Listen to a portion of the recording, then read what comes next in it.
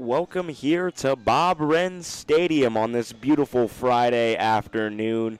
As today we'll have a bit of MAC action here between the Ohio Bobcats and the visiting Kent State Golden Flashes. Hi to all of you listening. I am Cade Williamson. I will be on the call here at afternoon for this game one of this four-game series here in Athens, Ohio. As like I said, we've got some action going on here this afternoon between the Kent State Golden Flashes and your Ohio Bobcats. The Bobcats come into this game 7-6 on the season, while Kent State comes into this game 5-6. Both teams knotted up at 1-1 in MAC play so far, as the weather over the past weekend kind of put a little bit of a dent in playing some MAC games, but nonetheless, we've got a weekend slate going on here. A little bit of rain maybe over the weekend. That's why this game was bumped up. Originally was supposed to be a 4 o'clock start, 5 o'clock start, but is now a 1 o'clock start here in this afternoon. Should be a good one on the hands, as on the bump this afternoon for the Ohio Bobcats, as I would call their ace.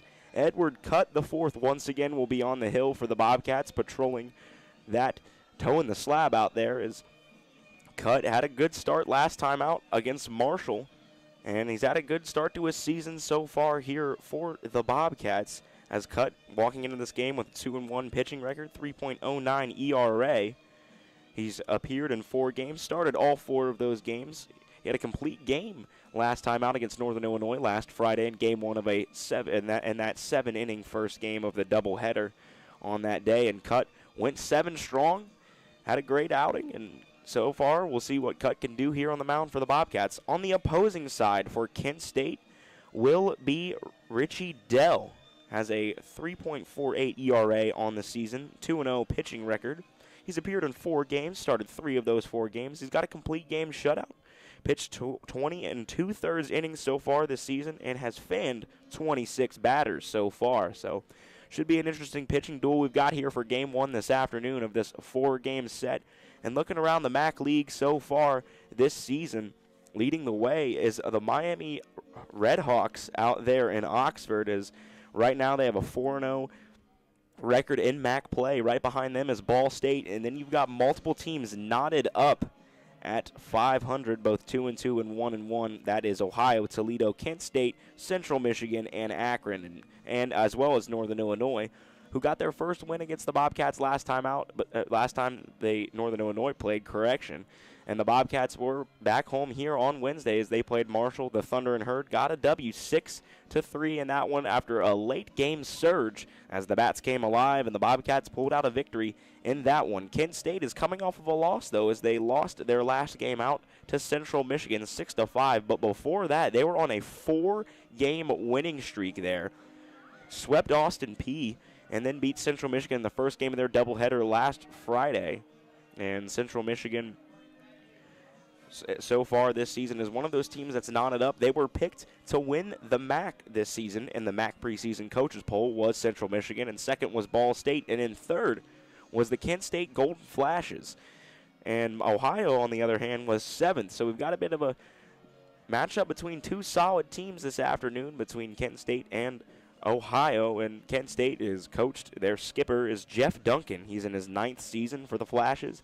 He is 26 and 155 overall, 132 and 64 in conference play. He's been the MAC Coach of the Year from 2016 to 2018, won it all 3 years in a row. Played at Iowa State as well as Arizona State, and he was drafted in 2000 by the New York Mets and ended up playing for them at the major league level in 03 and 04. For the Bobcats, they are coached by Craig Moore. He's in his 2nd season as the Bobcats skipper. He's 35 and 31 overall, 20 and 22 in conference, and he is a Nebraska alum out there for the Cornhuskers. As the Bobcats are about to make their way out onto the field, and we'll go over some starting lineups right here. First, we'll start for the Kent State Golden Flashes. From 1 to 9, we have number 4, Kyle Jackson, leading off playing third base. Number 14, Justin Kirby, will be in right field. Aiden Longwell will be at first base. Number 5, number 6, Justin Mickness will be behind the dish for the Flashes. Number 13, Colin Matthews will be in center field. Number 38, Michael McNamara will be at shortstop. Number 21, Jacob Casey, will be DHing this afternoon. Number 3, Connor Ashby, will be at second base for the Flashes. And number 10, Eric Wentz, will be in left field for Kent State, and that'll round out their lineup. Like we said, Richie Dell will be on the bump here for the Golden Flashes. And now we'll look at the Ohio Bobcats and their starting lineup 1 to 9. In center field, leading off for the Bobcats will be number 5, Isaiah Peterson. Behind him will be number 15, Alex Finney, DHing in the afternoon. Number 2, Colin Casper Bauer, will be at third base. Number 4, Spencer Harbert, will be in left field. And Harbert's swinging a hot bat recently. Has 3 home runs in his past 3 games here for the Bobcats. Had 2 against Northern Illinois and had 1 the other afternoon against Marshall. And then behind Harbert, hitting in the 5 spot, is number 10, Mason Minzy, who will be behind the dish this afternoon for the Bobcats. Number 8, Michael Richardson, will be at second base for Ohio. Number 50, Cale Baker, the Ole Miss transfer, will be at first. Number 7, A.J. Roush, will be in right field. And number 3, Xavier Hindigas, will be at shortstop. And that will be your Bobcats lineup 1 to 9. And towing the slab for the Bobcats will be number 18, Edward Cutt, once again out there for Ohio, as they're about to take out onto the field here at Bob Wren.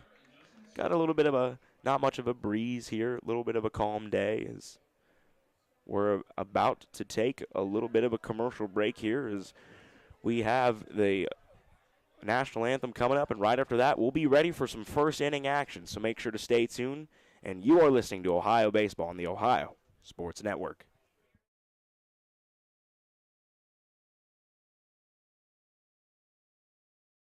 Warehouse Tire in Athens is your locally owned and operated auto and truck tire center. At Warehouse Tire, we focus on customer service with a professional staff and a huge inventory of wheels and tires for a variety of applications, including farm and industrial. We feature top brands including Michelin, BF Goodrich, and Uniroyal. Warehouse Tire is also a full-service auto service shop. Let us help with all of your under-vehicle maintenance, including brakes, shocks, struts, and alignments. Visit Warehouse Tire on Hebbardsville Road in Athens or online at warehousetireinc.com. Ticket Smarter is glad we are back to holding live events. If you are looking to buy tickets to the best sports, concerts, and theater events all at the very best price, look no further than Ticketsmarter.com or on the app. Buying tickets at TicketSmarter will help support children in need. For every ticket transaction on TicketSmarter, $1 will be donated to a children's charity. TicketSmarter is proud to be the official ticketing partner of Ohio University Athletics. TicketSmarter, a smarter way to buy tickets. Located on 741 East State Street, Steak 'n Shake is serving up handmade milkshakes, fresh pressed steak burgers, and crispy shoestring fries cooked right to order. Kick off your day with our breakfast served until 11 a.m. And don't forget to join us for happy hour drinks and shakes on weekdays from 2 p.m. till 5 p.m. Left corner for 3, bang! And oh baby, what a first half it's been! In sight, it must be right. We'll see you there at Steak 'n Shake Athens. If you can dream it, you can do it. Maybe your dream is to have a vacation cabin in the woods. Or maybe your dream is to open up a cat cafe. Who ordered the milk? At Ohio University Credit Union, your dreams are our dreams, and we have the money to lend that will make them a reality. OUCU offers great loan rates, flexible terms, and fast responses on your application. Not a member? You can join. Really, stop by a branch or visit oucu.org. Equal housing opportunity, loan subject to credit approval, fairly insured by NCUA, MLS number 433809. When you order your groceries online with ClickList from Kroger, you can do your shopping anytime, anywhere, like the gym, the office, or your favorite comfy couch. And whether you place your order on your phone, tablet, or computer, it's still your neighborhood Kroger. So you'll find all the fresh choices, low prices, and great deals you love. And you'll save time, too. Try ClickList from Kroger with same-day pickup. Check it out at Kroger.com. Fresh food, low prices at Kroger.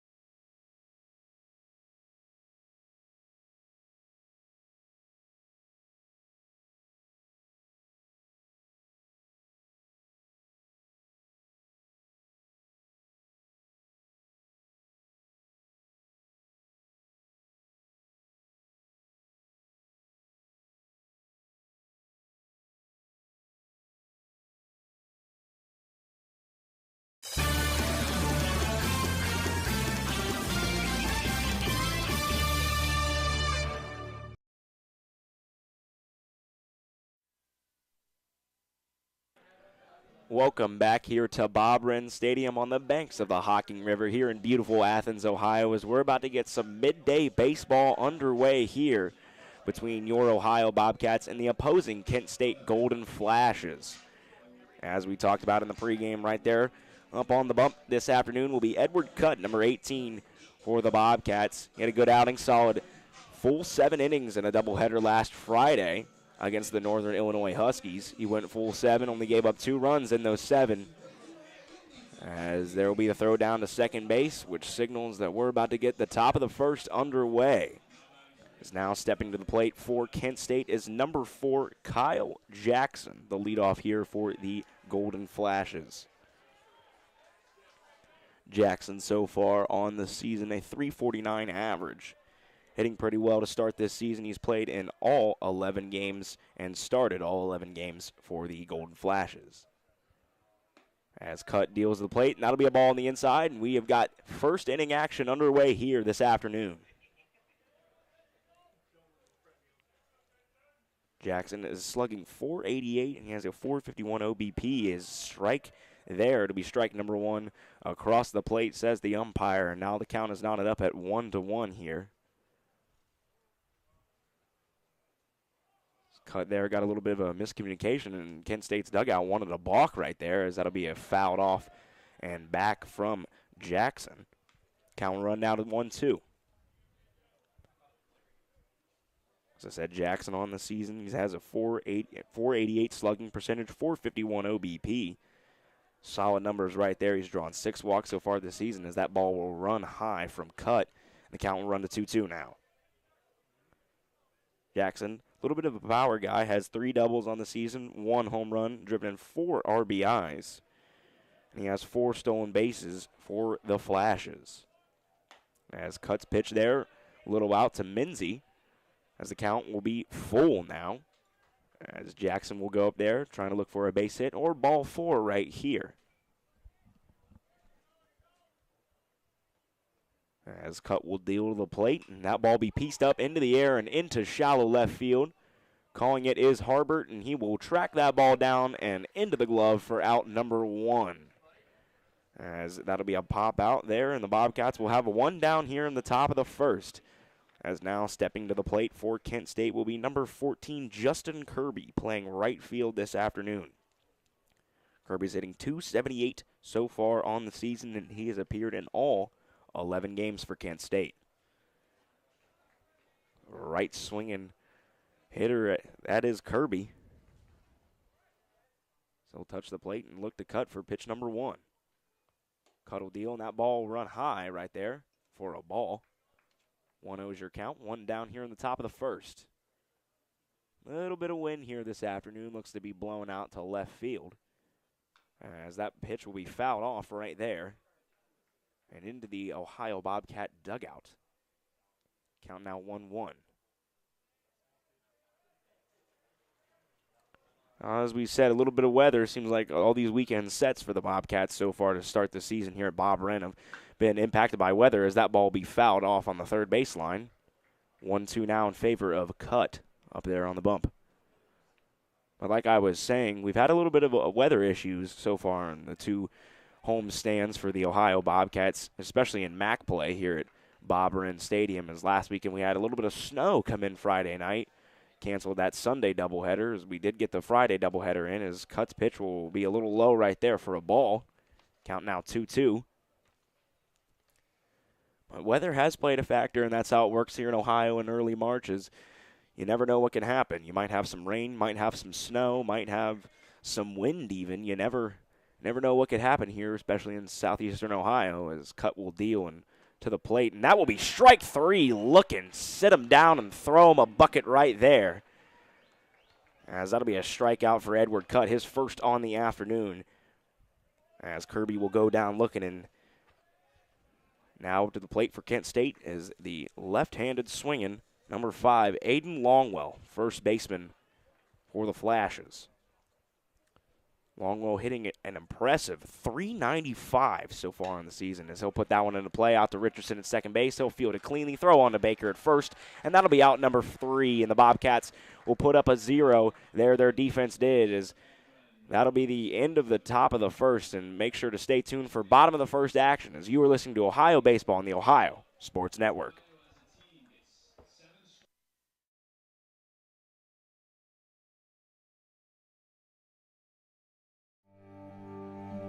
These days, we're all doing a lot more virtually, which is why at Ohio Health, we've expanded our virtual care options and availability to make it even easier to get safe expert care at home.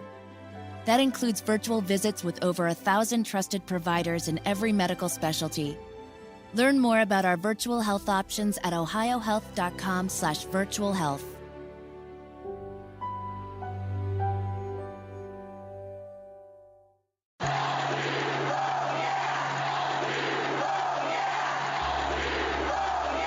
Let's go Cats. Let's go Labatt Blue Light. When you drink a pristine Canadian Pilsner, you're good at beer. Bobcats fans, grab a Labatt Blue Light and be good at beer. Always enjoy responsibly. Copyright 2021 Labatt USA, Buffalo, New York. All rights reserved. Labatt, registered U.S. trademark of Labatt Brewing Company, Ltd.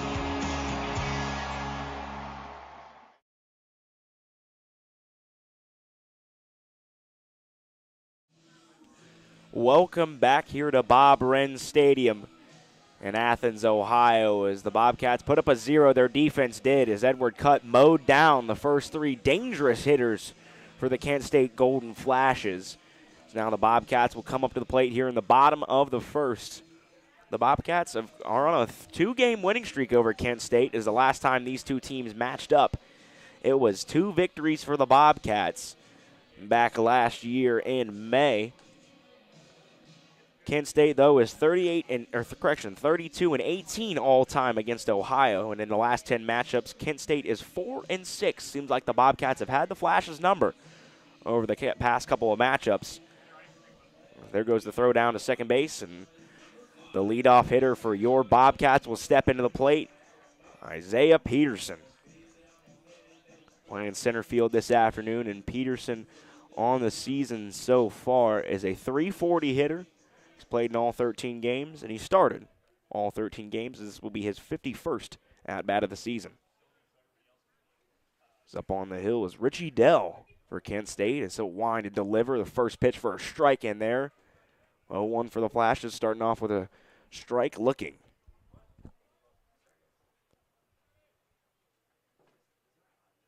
As he gets the signs in there, he'll kick and deal once again to the plate. That ball will be put into play, but foul. Touch foul over there by the first baseman for Kent State, Longwell. And Peterson has worked himself into a little bit of a hole right now. 0-2 count in favor of Dell.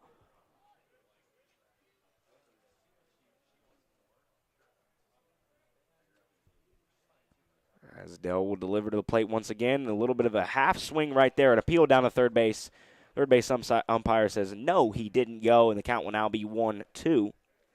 As Peterson will stay alive in the box. Peterson this season, .420 slugging percentage, .477 OBP. Impressive numbers. So that ball will be strike 3, looking right at the knees. Great pitch right there from Richie Dell, as he'll get a strikeout on Peterson, as he'll go down looking. 1 down here for the Flashes. As now stepping to the plate for the Bobcats will be number 15, the designated hitter this afternoon, Alex Finney. Finney so far this season, second on the team in average with .361. He's got a .417 slugging percentage and a .490 OBP, as strike 1 is in there looking to Finney. As Dell started off the first 2 batters with strikes. Good off-speed pitch there from Dell, and that'll catch the outer half of the plate for a strike looking. Dell once again 0-2. He's worked ahead in count so far this afternoon. Good start here from Richie Dell.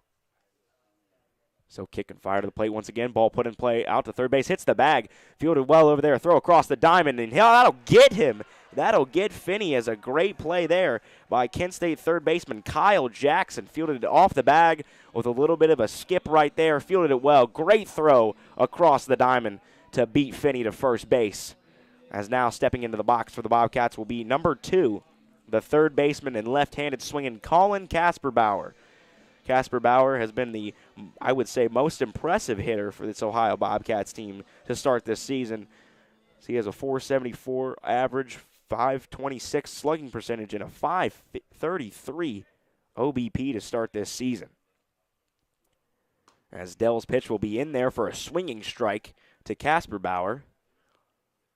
Casper Bauer is leading the team in hits with 18 this season. He has 6 RBIs, 2 doubles, not much of a power bat, but still can definitely get on base. There's a little bit of a quick pitch right there as that ball be fouled back.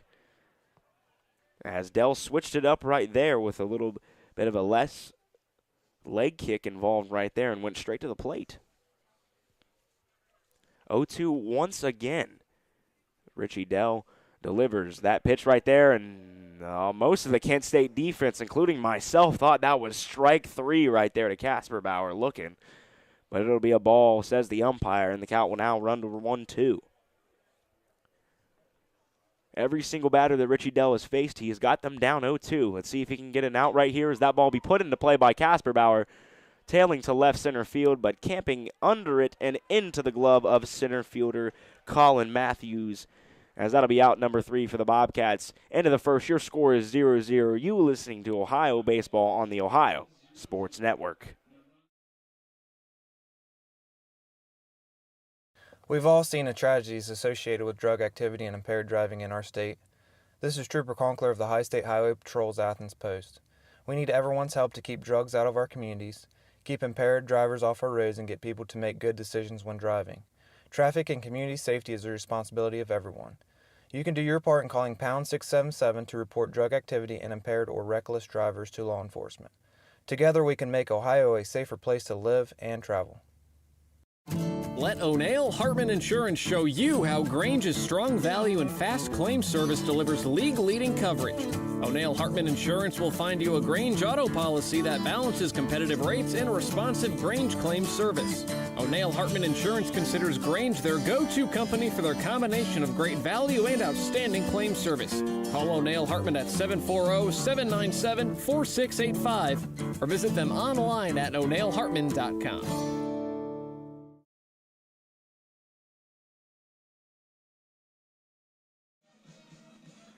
Welcome back here to Bob Wren Stadium. As at the end of the first inning, the score is still 0-0. Here, stepping to the plate for Kent State is their 4-hole number 6, Justin McNiss. He's playing behind the dish this afternoon. Another solid hitter for the Kent State Golden Flashes is McNiss, hitting .390 so far to start this season. That pitch will be low and in for a ball.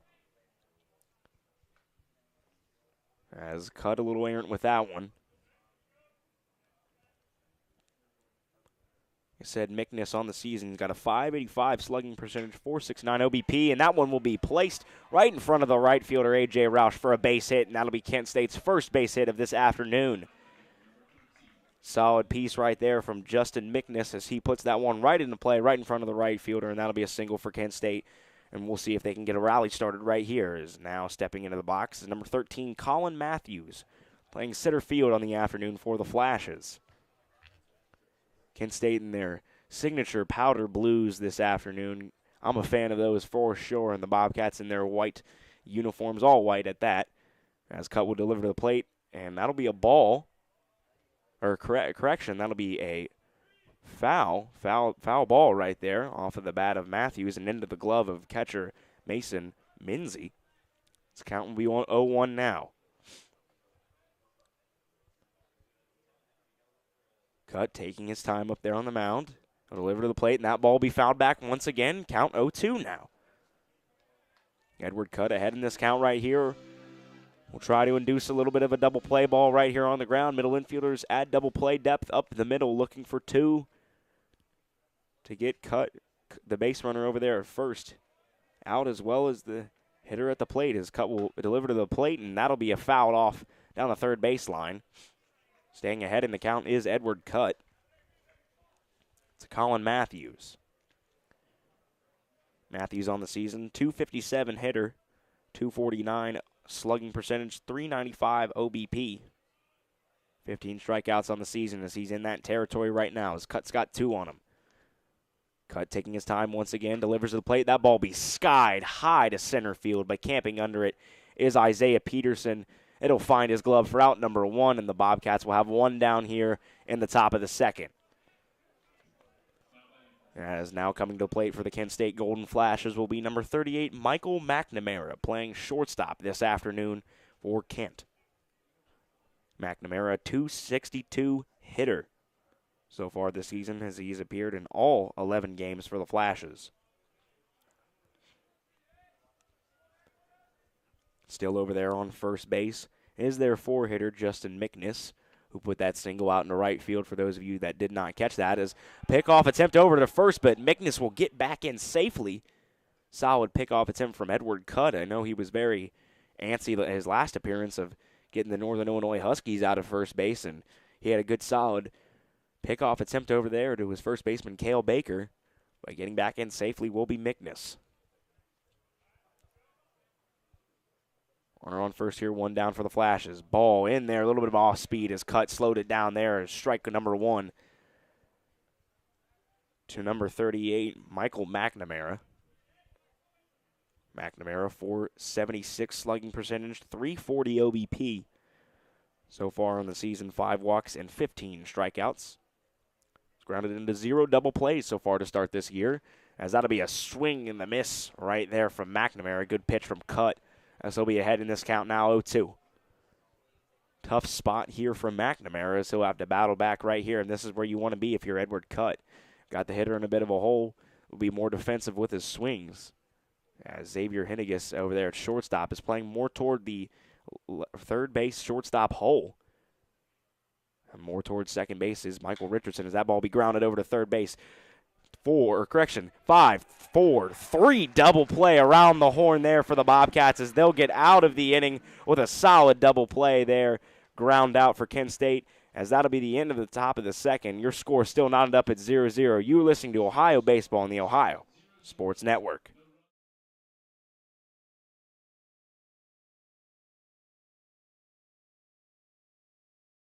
You expect world-class primary care from Memorial Health System. It's time to expect more, much more. Our patients now also get free virtual urgent care. So expect our expertise everywhere and answers anytime for free. No one else offers this because we're reinventing primary care. So find out more and expect more today from Memorial Health System.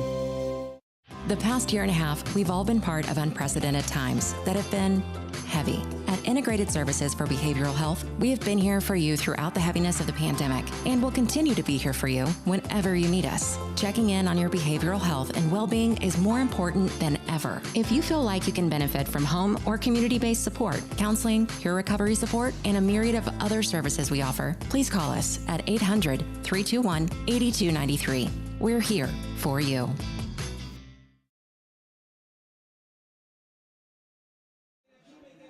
Welcome back here to Bob Wren, as the Bobcats had a little 5-4-3 around the horn double play there, induced by Edward Cutt, as that went Casper Bauer to Richardson to Baker. And now stepping into the box will be left fielder, a dangerous power threat at that, Spencer Harbert, who has had 3 home runs in the past 3 games for the Bobcats. 4 home runs on the season, slugging an impressive .629 to start this early season here. Richie Dell has started every single hitter he's faced with a strike so far this afternoon. As Dell will throw a pitch there once again, and that'll be a high off-speed pitch that Harbert will poke right into the right center field gap for a single. Good solid piece of hitting there from Spencer Harbert, and the Bobcats will now have a runner on first. And now stepping to the plate will be number 10, Mason Minzy. Another solid power threat here for the Bobcats, has 7 doubles on the season to start that. Hitting .235 so far is Minzy. He's been behind the dish for most of the season here for the Bobcats, as he's got a lot of playing back there. As that is a first base runner that Dell has allowed, as no hitters will be thrown today, as that ball will be in the dirt there from Richie Dell 1-0 now, as that's the first pitch he's thrown out of the stretch, too, so far this afternoon. Over there at first is Spencer Harbert. Dell with a little bit of a staggered set right there, as that pitch will not find the outer half of the plate. It'll be a ball instead. 2-0 now the count. Hitter's count here for Mason Minzy. So let's see if he can piece one up right here and possibly put multiple runners in the scoring position and see if the Bobcats can strike here in the bottom of the second. As Dell will deliver the plate, ball out and up right there for 3-0. Wonder if Minzy will get the green light right here on this 3-0 count. I wouldn't think so, as the Bobcats need base runners right now early in this ball game. Both teams have a hit so far on this afternoon, as that pitch will find the outer half of the plate for a strike right there from Richie Dell. Spencer Harbert got the first hit for the Bobcats, and Justin Mickness got the first hit for Kent State. Both 4 holes getting the first hit so far this afternoon for both teams.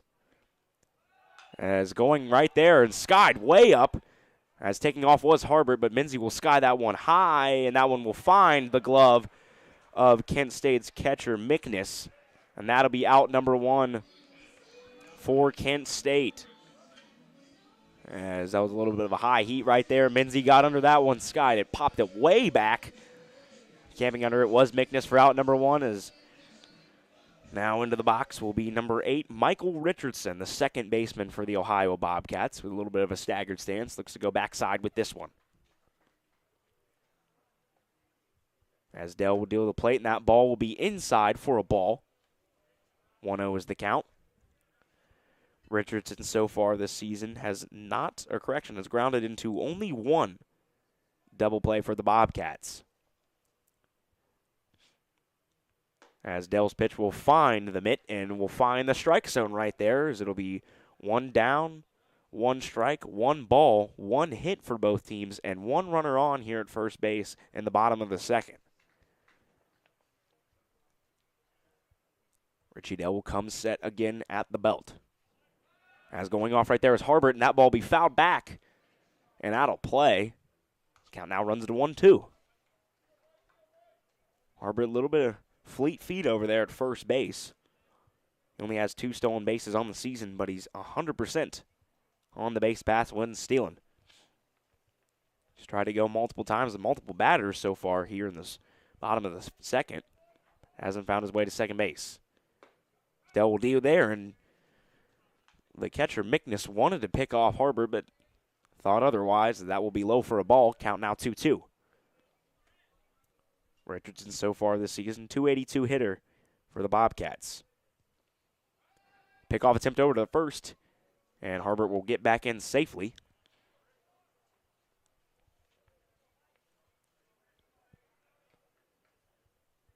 Richardson on the season, .308 slugging percentage. .451 OBP is another pickoff attempt from Dell. We'll go over to first base. Getting back in safely will be Harbert. As Dell will get his signs from his catcher, Mickness. He'll pick off attempt again to first base, and getting back in safely once again will be Spencer Harbert. So now he's going to keep him honest over there at first will be Richie Dell, and rightfully so, as Harbert's tried to take off multiple times, multiple batters here in this inning. Dell deliver to the plate, a little bit off speed. It'll be grounded over to third base. 5-4 over to first for 3, and Kent State will induce an around-the-horn double play themselves, and they'll get out of the inning.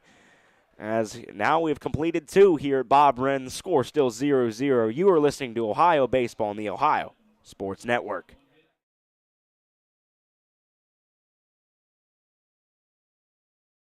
The past year and a half, we've all been part of unprecedented times that have been heavy. At Integrated Services for Behavioral Health, we have been here for you throughout the heaviness of the pandemic and will continue to be here for you whenever you need us. Checking in on your behavioral health and well-being is more important than ever. If you feel like you can benefit from home or community-based support, counseling, peer recovery support, and a myriad of other services we offer, please call us at 800-321-8293.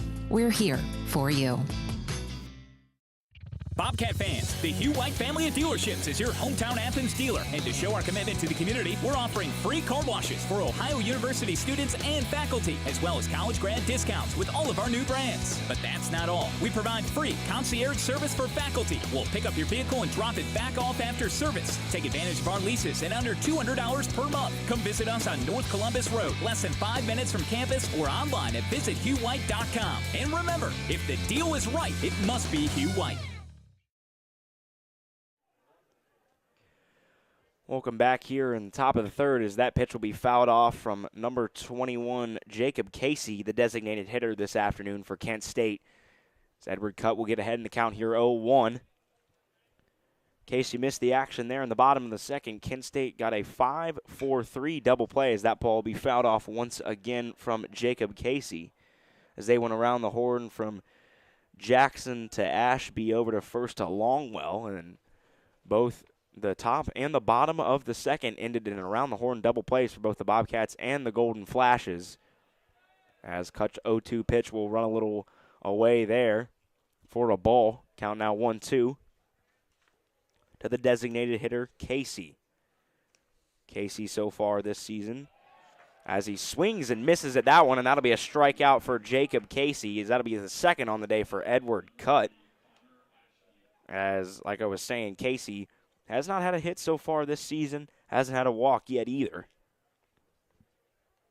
As he'll still be looking here later in this ball game, as now stepping to the plate will be Connor Ashby, the second baseman for the Golden Flashes, hitting an impressive .800 on the season in 5 at-bats. Cutt's first pitch will run a little away there for a ball as it finds Menzies' mitt. As I was saying, Ashby so far in the season only has had 5 at-bats, 4 of those being hits. As that pitch will run a little away there once again for a 2-0 count, and Cutt has to smile a little bit. Doesn't really like that call there from the home plate umpire, but that'll be 2-0 nonetheless. One down here in the top of the third. Both teams have a hit apiece here early in this ball game. Cutt will deliver to the plate, and that'll be in there for a strike, as he'll find the zone right there. Ashby slugging an impressive 1,000 on the season, has 1 walk and 833 OBP as he'll swing and miss through that one. Counting now run even at 2-2. I would say Edward Cutt is the ace so far to start this season for the Ohio Bobcats. As like we said last time out, he went 7 innings strong. As that pitch will be in there, looking strike 3. Take a seat for number 3, Connor Ashby. Solid off-speed pitch right there from Edward Cutt, and he'll sit down Ashby for his 3rd strikeout so far in this afternoon. It's now the 9-hole Eric Wentz playing left field in the afternoon. Step into the left-handed batter's box.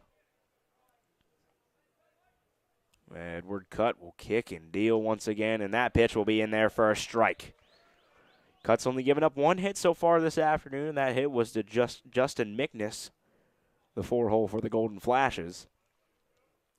Cutt will take his time with this delivery, and it'll be grounded out to Hindigus at shortstop. He'll field it cleanly, throw over to Cale Baker at first, and Edward Cutt has faced 9 batters, and he's got 9 outs to start this ball game. Now we'll go to the bottom of the third. Your score still knotted up 0-0. You are listening to Ohio Baseball on the Ohio Sports Network.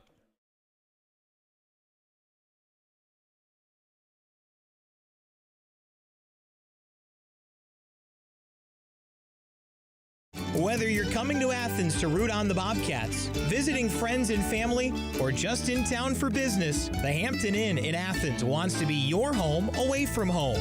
With 86 sparkling rooms, complimentary high-speed internet, hot breakfast served each morning, and a spa and business center, you can expect a great night's stay with service that will bring you back. Visit us on the web at hamptoninn.com. That's hamptoninn.com. And go Bobcats!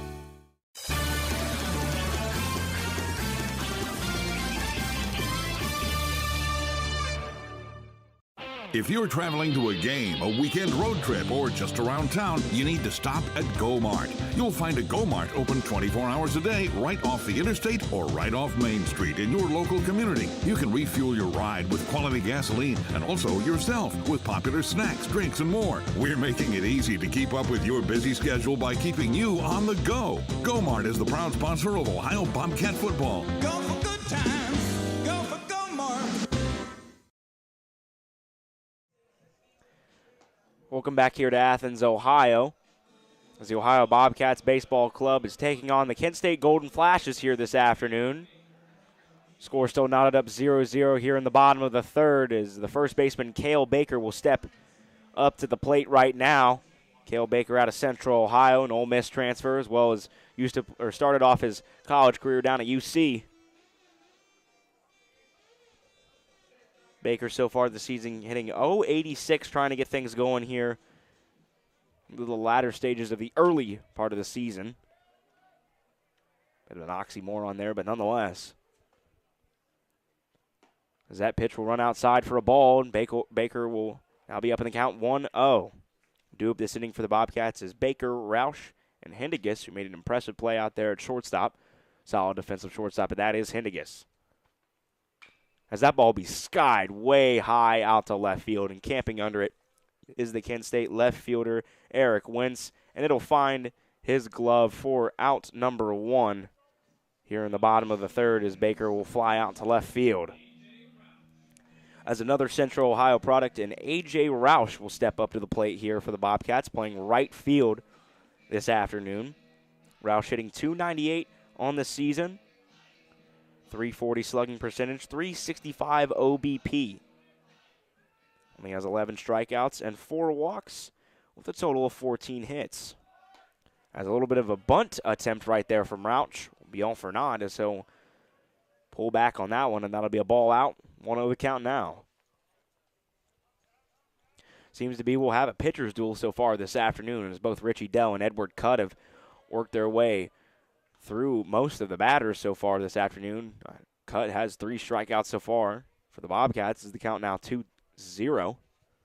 A.J. Roush quick pitched him right there, and that'll be fouled off down the third baseline and into the hands of a Bobcat over there on the dugout.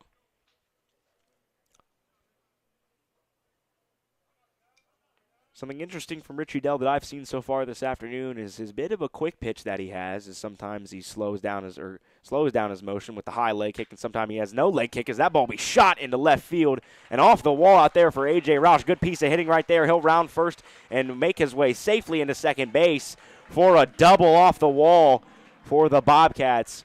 Great shot there from A.J. Roush, and now the Bobcats have a duck on the pond out there at second base. As now Xavier Hendigas try to drive in A.J. Roush. As something in the green will likely bring in Roush here. As Richie Dell got behind in the count right there, and A.J. Roush made him pay with a solid swing as he put that one off the wall there, almost off the MAC logo out there in left field. One down here in the bottom of the third. Runner on second here for the Bobcats as they're knocking on the door here. High leg kick there from Dell and a good pitch there, but Hennigas will hold on that one. Hennigas so far this season for the Bobcats hitting an impressive .353. .412 slugging percentage, .371 OBP on the season, only 1 walk though. Dell will deliver, good off-speed pitch once again, and that one will find the zone, the heart of the zone at that, and into the glove of Mickness. Count now 1-1. One down here in the bottom of the third. Runner on second base for the Bobcats.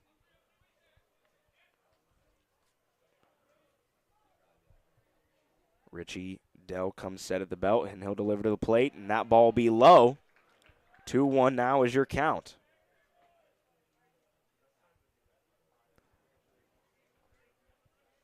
A.J. Roush, not exactly a speed threat, only 1 stolen base on the season on 2 attempts. Wouldn't expect him to go right here. He'll probably stay there at second base. As Dell's pitch will run low right there. 3-1 now the count. Bobcats working into more hitters counts deeper into this ball game, as it seems like Richie Dell is losing a bit of his command here in the bottom of the third.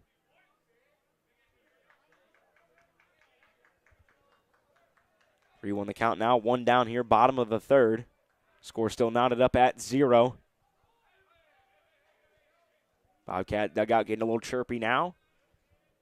High leg kick there from Dell, and that'll be a pitch high for a ball. And that'll be a 5-pitch walk right there for Xavier Henniges, as Isaiah Peterson will step into the box here. His first at-bat was a strikeout. So he'll try to improve on his impressive average, 340 at that, 477 OBP here for Isaiah Peterson, the leadoff playing center field this afternoon for the Ohio Bobcats, as now he's got 2 runners on. A.J. Roush at second and Xavier Henniges at first, as the left-handed Peterson will now staring down Richie Dell. Ball in the grass here, scores 1. Ball in the alley might score 2. His off-speed pitch there runs high for Richie Dell. His count now 1-0 to Isaiah Peterson.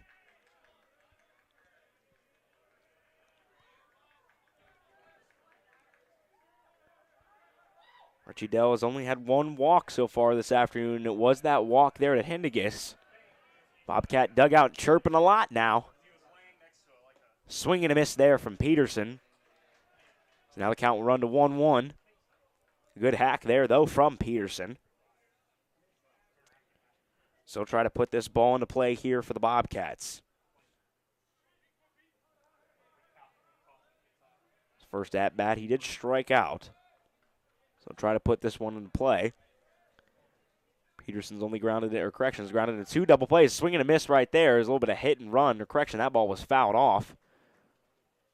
So a little hit and run action there for the Bobcats was all for naught, as Peterson went with a defensive swing, being a left-handed hitter. Having the right-handed batter's box not occupied, it would have been an easy throw over there for Mickness. Like I said, Roush not exactly a speed threat over there. Only 1 stolen base so far this season. So now Peterson has worked himself into a little bit of a hole. 1-2 the count, 1 down here. Runners on first and second for the Ohio Bobcats. Are knocking on the door here. Richie Dell will come set and he'll deliver to the plate, and that'll be a ball inside. 2-2 now the count.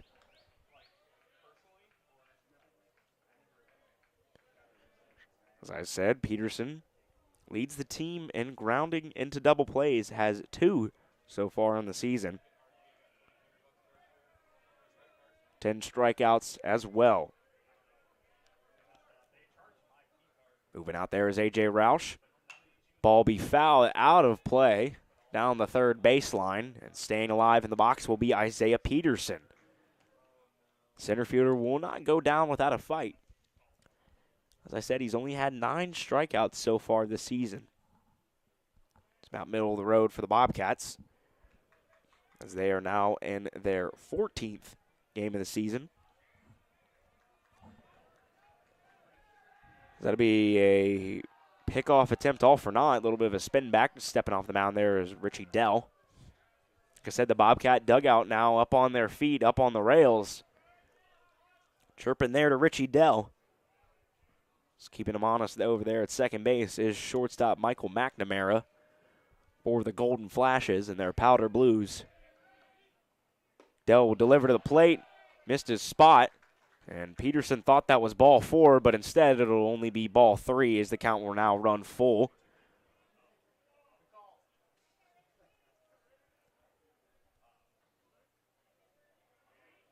Peterson's now got to readjust his mind right here. Thought that count was full, but now it's full. Like I said, something in the grass right here. A little low line drive will probably score a run. Something in the alleys might score 2. With Henniges over there at first base. Full count pitch here. Oh, he's got a man in the rundown. Throws over to third base, and he will have A.J. Roush out at third base. Caught him right there. Caught him lurking. As Roush will be picked off over there at third base. Solid tag from the third baseman, Kyle Jackson. And a good pickoff attempt there from Richie Dell. as he caught A.J. Roush on his toes, and now the Bobcats will have 2 down here. Full count to Isaiah Peterson. Taking off over there first as that ball will be fouled back, as I'm sure Henniges will be taking off here. Full count, 2 down.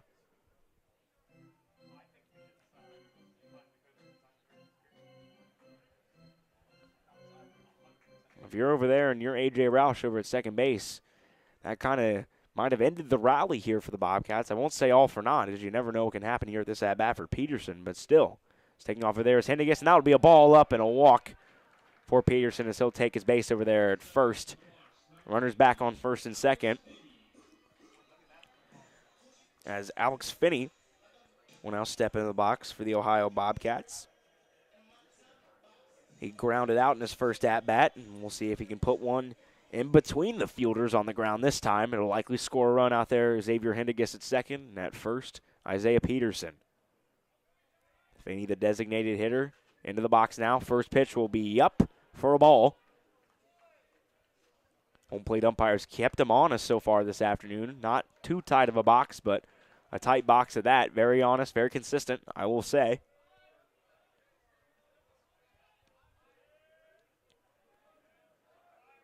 It's Peterson on first and Henniges out at second base. Off-speed pitch there, lifted out to shallow right field. Coming in on it is the right fielder, and he will make that catch. Finds the glove of Justin Kirby, and the Bobcats rally will be all for naught as they will not plate a run, leaving 2 runners stranded out there. Due up for Kent State is their leadoff, Kyle Jackson, Justin Kirby, and Aiden Longwell. Make sure to stay tuned for top of the 4th action. You are listening to Ohio Baseball on the Ohio Sports Network.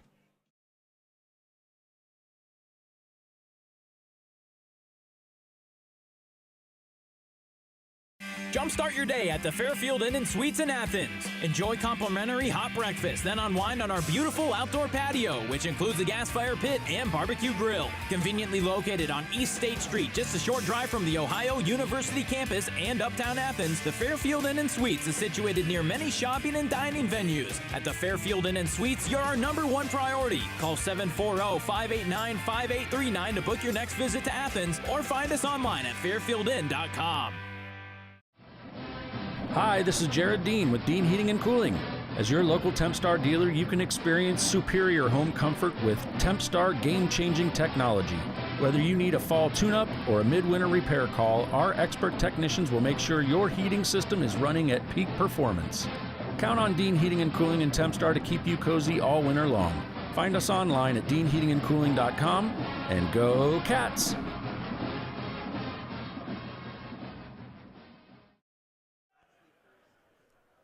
Welcome back here. We're in the top of the 4th now as Edward Cutt's first pitch will be in there for a strike to the leadoff Kyle Jackson. Jackson flew out in his first at-bat. Cutt, as I said, has faced all 9 batters in the first 3 innings and got them all out as a swing and a miss there for strike 2 from Edward Cutt. Umpire says it was fouled off. As Cutt is dealing this afternoon. And the count, quick pitches Jackson as that ball will be lifted out into left field, tailing toward the line. But camped up under it is Harbert, and he'll find his glove for out #1. Another fly out there for the third baseman, Kyle Jackson. Now Justin Kirby, who struck out looking in his first at-bat. 1-1 so far in the afternoon. Trying to piece this up and find some green here this at-bat. 1 down here in the top of the 4th. Score still knotted up at 0. We've got a pitcher's duel going on between Edward Cutt and Richie Dell. As that ball will be inside from Cutt for ball #1. Cutt's only given up 1 hit this afternoon, while Richie Dell's given up 2. As Cutt's second pitch will be in there for a strike, and he'll knot this count up at 1 now.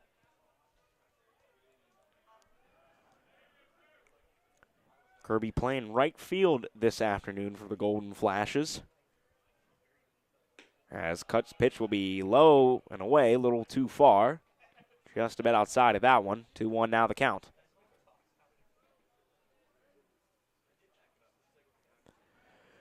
Interesting stat here about Kirby is that he can also pitch a little bit, as that pitch will be in there for a strike, as he is listed on the Kent State roster as an outfielder right-handed pitcher, as he's a senior for the Golden Flashes. Count even at 2, as that pitch will be skied high, and to shallow left center field. Camping under it is Peterson. It'll find his glove for out number 2, and that'll be a fly out there for number 14, Justin Kirby. And as I was saying about Kent State, and multiple guys that can play both the field and pitch, one stepping up to the plate now. Number 5, Aiden Longwell. As Longwell is also listed as a utility man overall for the Kent State Golden Flashes. He's a sophomore out of Massillon, Ohio. Is cut good, solid pitch right there, but it'll be a ball. Good off speed there to Longwell.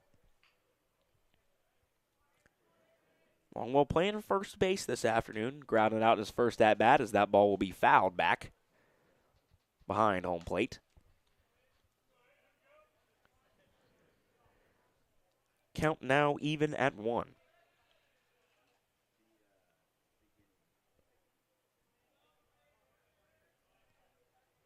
Has taken his time now.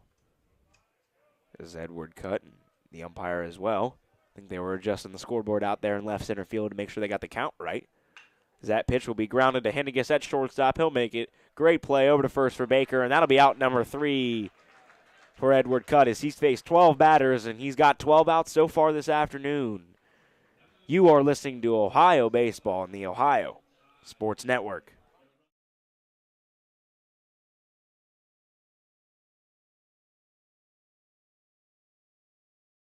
Voice of the Bobcats, Russ Eisenstein, on behalf of David White Services, the largest heating and cooling dealer in Southeast Ohio. They've been the choice of thousands for over 45 years. Offering the most efficient Lennox heat pumps, air conditioners, and furnaces, David White Services can save you money on your heating and cooling bills. Thanks, Russ. I'm David White. And I'm Esther White Thomas, inviting you to call us today to schedule a free estimate for heating and cooling or a new gas fireplace. David White Services is a proud sponsor of Ohio Bobcat Athletics. Okay, people, we all know what's at stake in this game. Zoe, what's at stake? Our futures. Our futures. And is anything gonna keep us from achieving our goal? No way. Because what do we have? The plan. Ohio's 529 plan. Because in this family, how do we play the college savings game? Tax-free. And where do we play it? I don't know, Daddy. That's okay, Pumpkin. Want to win at college savings? Go to collegeadvantage.com/Bobcats.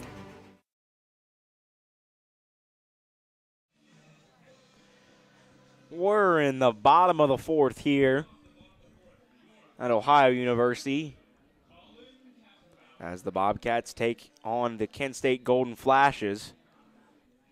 Your score is still knotted up at 0-0. Here in the bottom of the 4th, as Colin Kasperbauer will strut up to the plate. Playing third base this afternoon, his first at-bat. He flew out 0 for 1 so far in the afternoon.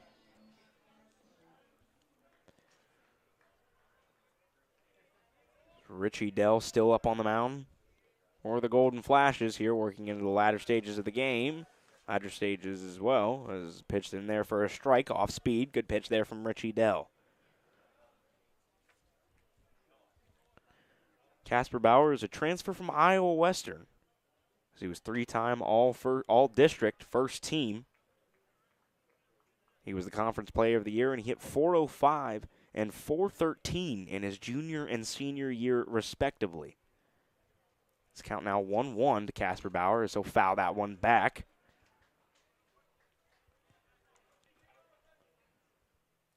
Kasperbauer out of Sioux City, Iowa. Interesting at that as well is that he throws right and he hits lefty. He's been mainly the heart of the order for the Bobcats. As the 1-2 delivery from Richie Dell is smoked right back up the middle for a base hit there, as Colin Kasperbauer will get his first hit in the afternoon and will be over there at first base now. As now stepping into the box is the ever-dangerous Spencer Harbert. Got a base hit in his first at-bat, a good solid single, elevated the high pitch out to right center field for a base hit. Harbert so far on the season has only grounded into one double play here. As that pitch will be down low for a ball. Casper Bauer has one stolen base so far on the season in 2 attempts. Not exactly dangerous on the base paths, but still has one so far this season. As Dell's pitch will run inside right there. As Kent State still has yet, either team has yet to get anybody up moving in the bullpen. And rightfully so, it's been a pitcher's duel so far to start this afternoon. As a pickoff attempt over there to first base will be all for naught, as getting back in safely will be Casper Bauer.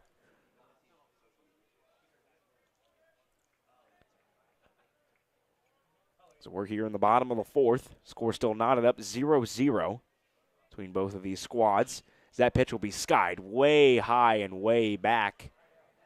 Will go out of play there. As Harbert got under that one for sure. Richie Dell only has 2 walks so far in this afternoon. 1 strikeout. He's given up 3 hits in 3 innings so far. As he'll come set at the belt here. He'll deliver to Harbert. Solid off-speed pitch right there in for strike number 2. As Richie Dell's worked back into this count and has knotted it up at 2-2. And that's what Dell's done very well so far this afternoon, is making sure to stay in counts and not let things run away from him, as that pitch will be up and skied high and back out of play once again from Harbert. That pitch was a little high right there once again, and I'd be a little wary if I was pitching high to Spencer Harbert. So he'll grip it and rip that one for a line drive poke somewhere. As Richie Dell gets the signs from his catcher, McNiss. And he'll deliver to the plate. Good solid pitch right there. Finds the zone, and that'll be strike 3 looking as Richie Dell sits down Spencer Harbert. It's now the 5-hole. Step up to the plate. Number 10, Mason Minzy behind the dish this afternoon for the Ohio Bobcats. Minzy 0 for 1 in the afternoon with a fly out. Minzy's only also grounded into 1 double play so far this season. As a left-handed hitting, Minzy now into the box as a pickoff attempt over there. Will be all for naught for Casper Bauer. Minzy out of Grand Blanc, Michigan, a senior for the Bobcats. He's a transfer from Texas Tech via Wabash Valley. As that pitch will be up high for a ball. Minzy was the 2018 All-USA Michigan Baseball first-team athlete. Just something definitely to note there for the catcher and the backstop for the Bobcats. 1-0 count now to Minzy. He'll swing through that one, swing and a miss. There, count now is evened up at 1s. As we've said, pitcher's duel so far this afternoon. As Edward Cutt, like we said, has faced 12 batters, has got 12 outs so far here for the Bobcats. Is another pickoff attempt over there at first base for Richie Dell. Edward Cutt, he's had 3 strikeouts so far in this afternoon compared to Richie Dell's 2 now, as that pitch will find the outer half for a strike, and Minzy's a little not argumentative at that one, but just wanted to know where it was as he looked back to the home plate umpire. As I've said, Richie Dell has 2 strikeouts here in the afternoon. He's ahead in this count now, 1-2. To the backstop, Mason Minzy is stepping off to recollect himself now as Richie Dell. He's got a little mixed up there with the signs with his catcher. He'll regroup here. Back on the mound once again. He'll come set here at the belt and deliver. Solid pitch, but a little far inside there for a ball. Looked like a back foot slider right there from Richie Dell. It'll be in the dirt, and a solid block there from Kent State's backstop this afternoon, Justin Mickness, who will be due up next inning for the Golden Flashes. Count even at 2s now. As that ball be yanked foul. Solid piece right there from Minzy, but way out in front of that one. As I think he's got Richie Dell timed up now.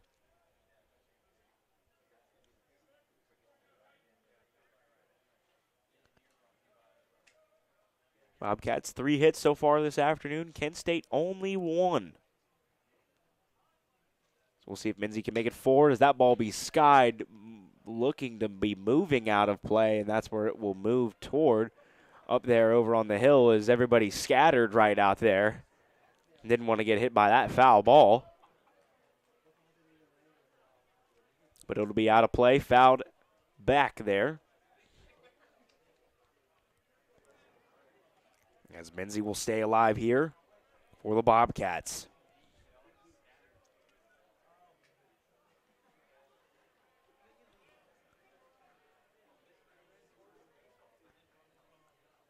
Coming set here once again is Richie Dell. He'll deliver, and that ball get away from catcher Mickness. And Casper Bauer will waltz his way out to second base. And now the Bobcats have a runner in scoring position, knocking on the door once again. They stranded 2 last inning, 1 on first and 1 on second. We'll see if they can capitalize here. As count now is run to full. The backstop, Mason Minzy.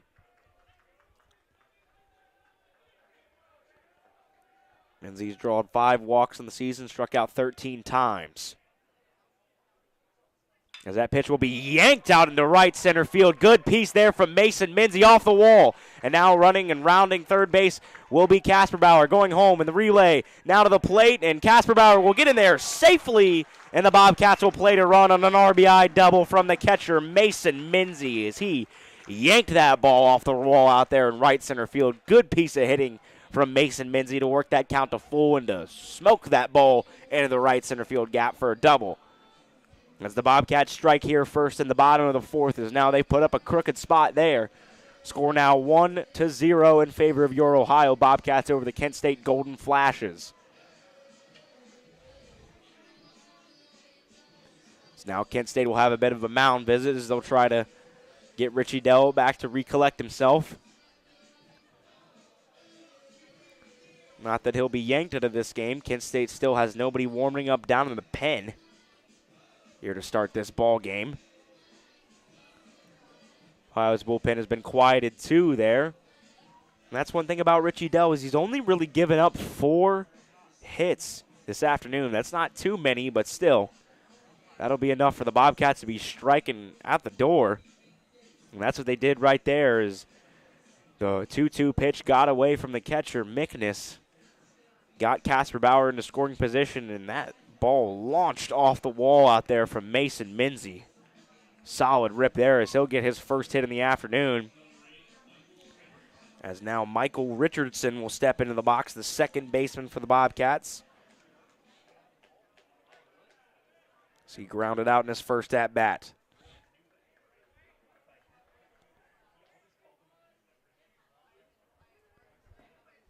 As Dell will deliver to the plate, and that'll be a ball low in the dirt once again for ball 1.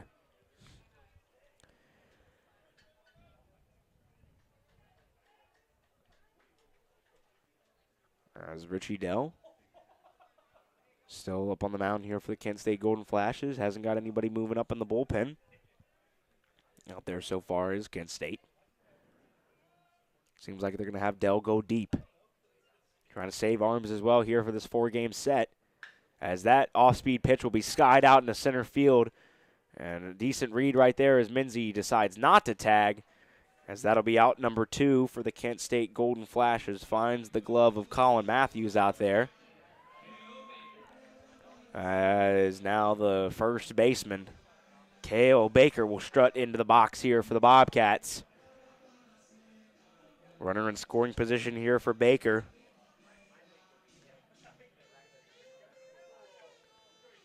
Baker so far in the afternoon 0 for 1 with a flyout.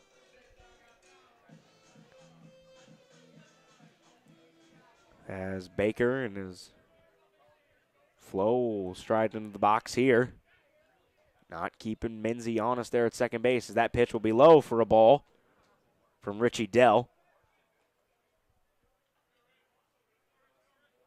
As we've said, Richie Dell has given up 4 hits this afternoon, 1 earned run, 2 walks, and 2 strikeouts in 3 2/3 innings. As now the second baseman will creep in for Kent State, but Minzy will still think not of it, as Cale Baker will take that off-speed pitch in there for strike number 1. Count now evened up at 1. Bobcats got a rally going. It was started off by Colin Kasperbauer,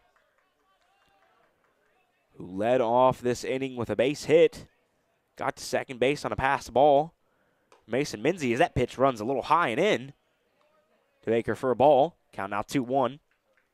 But Kasperbauer had a single. Screaming single at that. And then reached second base on a ball in the dirt that got by Mickness.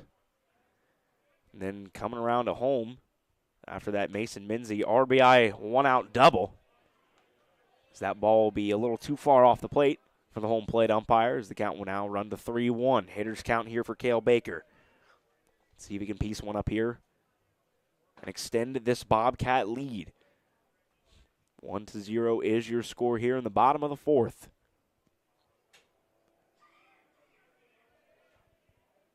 As Dell will deliver once again, and that will be in there for a strike. Finds the outer half of the strike zone. Count now full to the first baseman, Cale Baker.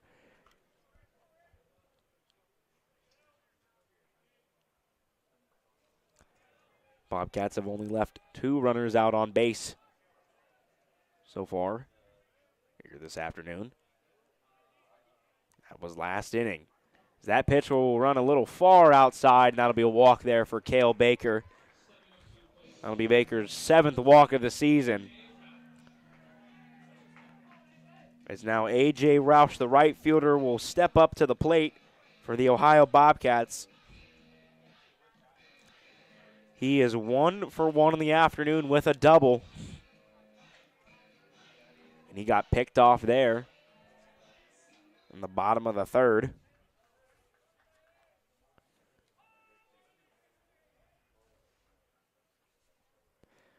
As that first pitch will be skied out to left field, high and deep, and we'll watch that baby fly, as it'll be a 3-run bomb for the right fielder, A.J. Roush, as he put that one over the left field fence. Got that first pitch, loved where that was, and rocketed that ball out over the left field fence for a 3-run jack.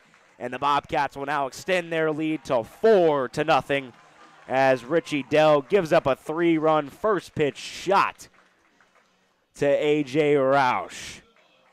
And Roush is having a day for himself with a double and now a 3-run home run this afternoon, as now Xavier Hendigas, the shortstop, will step into the box, looking to keep this 2-out rally alive for the Ohio Bobcats. Kent State still not warming anybody up out there in the bullpen. His first at-bat, Hennigas drew a walk, as that first pitch will be high and in for a ball. As Dell is starting to lose a bit of his command here as we get deeper into this ball game. Quick pitch right there, runs high and in once again. Hennigas a little upset with that one, as now the catcher, Mickness, will call time and try to calm down his pitcher out there. Richie Dell. Richie Dell, right-handed junior. And 6 feet 2 inches tall, out of Bridgeville, Pennsylvania. For the Golden Flashes, and up to this point so far this season, he's been a good starter. I'd say probably one of the better starters for this Golden Flashes ball club. But he has seemed to struggle so far in this afternoon, as the Bobcats have jumped on him and now have jumped out to a 4-0 lead thanks to a 4-spot put up here in the bottom of the 4th. That pitch will be in there for a strike. A little bit of a groan from the home supporters after that one. Count now 2-1 to the shortstop, Hendigas. That pitch will run outside for a ball. Hitters count now for Hendigas.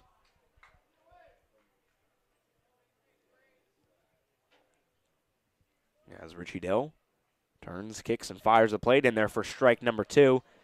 Count now full for Xavier Hendigas. The shortstop for the Ohio Bobcats. Solid defensive shortstop at that. One of the better impressive ones that I've seen over my lifetime out of Salem, Indiana. As that ball be fouled back, and he'll stay alive here. Hendigas had the high school record for fielding percentage. As now Kent State will get some arms running out there to the bullpen. It looks like it might be number 39, Calvin Bickerstaff. As that will be strike 3 looking, and Richie Dell will get out of the inning, but not before the Bobcats can plate 4 off of an RBI double from Mason Menzie and a 3-run bomb from A.J. Roush. As we'll head to the top of the 5th, your score 4-0 as you're listening to Ohio Baseball on the Ohio Sports Network.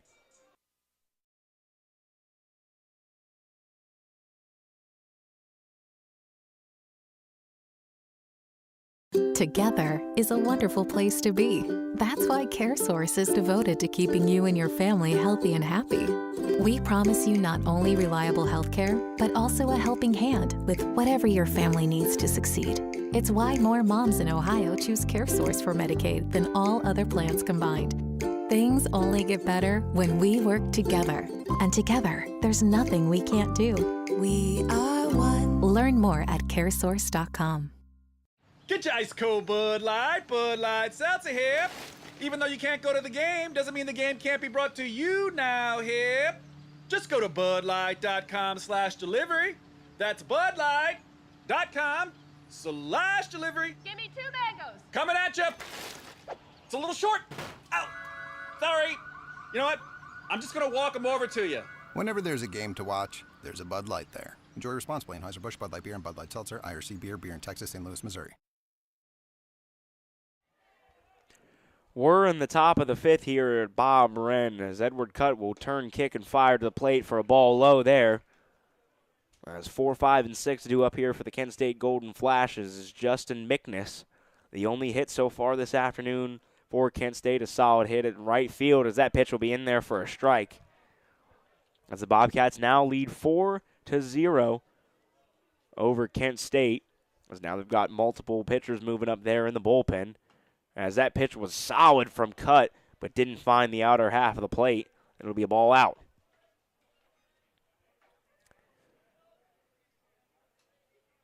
Bobcats plated 4 in the last half inning. As that pitch will be in there for a strike looking to Mickness. Had a solid job behind the dish so far. Only had one ball really get away from him. It was kind of in the dirt at that. It got Bobcats in the scoring position as Casper Bauer was the one beneficiary off of that ball, as that one was right there, fouled out, and staying alive in the box is Mickness.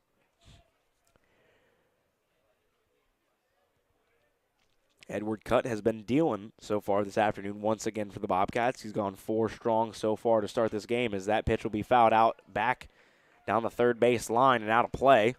Once again for Kent State's Justin Mickness.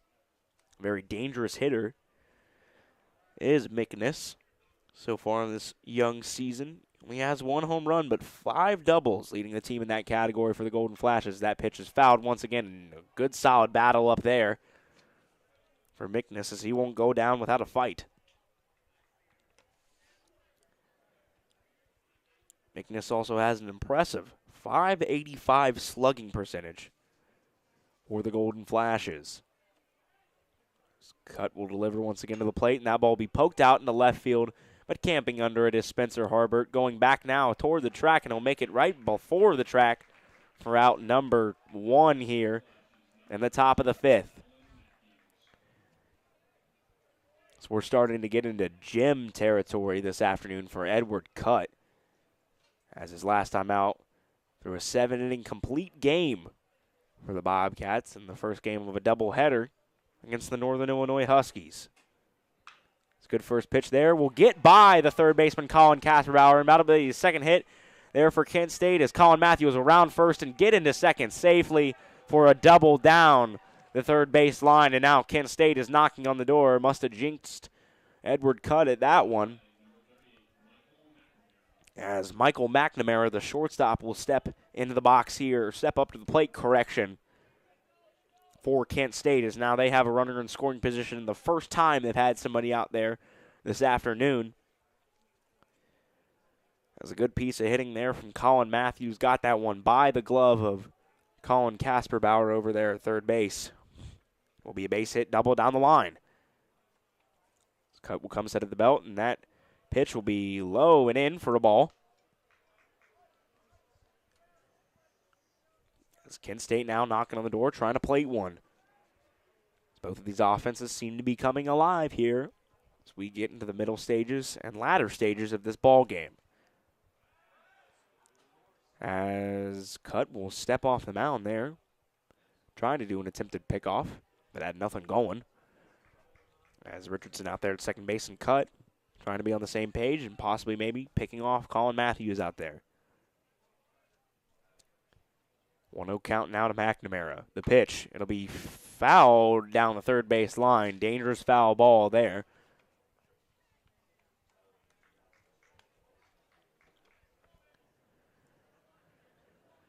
Overcast here at Bob Wren Stadium in Athens, Ohio. Wind still blowing a little bit out to left field.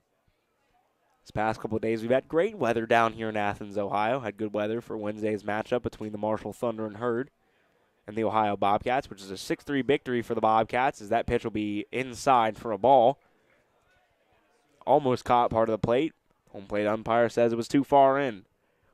Hitters count now for the shortstop, McNamara. McNamara out of Cleveland, Ohio, sophomore. As that pitch from Cutt will run low, but a good block from his battery mate, Mason Minzy, as he kept that one in front.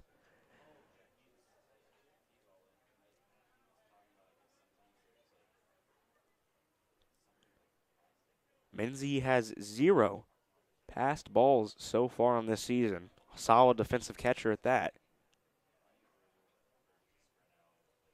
As Cutt will deliver to the plate once again, and that one will be in and out of the glove of Minzy, but it'll be a strike called nonetheless. Count now full for Michael McNamara, the shortstop for Kent State, as they have a runner out there at second. Trying to plate one here in the top of the fifth.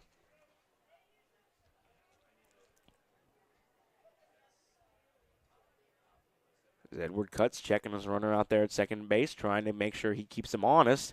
He'll almost try an attempted pickoff over there, but Matthews will stay in his head. In the bottom of the third, the Bobcats had a runner out there on second base. It was A.J. Roush. He got caught in a rundown. We'll see if the Bobcats will try to do the same for Colin Matthews. Edward Cutt will deliver to the plate. Good pitch at that, but it'll run a little too far outside, and it'll be ball 4. A walk there for Kent State's Michael McNamara. Now Kent State's got 2 runners on with 1 down here in the top of the fifth. It's number 21, Jacob Casey, the designated hitter, will step up to the plate. That was Cutt's first walk on the afternoon. He is yet to allow a free base runner. He's allowed 2 hits, but that was his first walk so far this afternoon. So delivered to the plate and a swing and a miss there from Jacob Casey, the designated hitter. Casey is a 6'2 freshman for Kent State, listed as an infielder. That pitch will be another swing and a miss from Casey. Now he's in a bit of a hole now, 0-2 in favor of Edward Cutt, who has already sat down 3 Kent State hitters so far this afternoon.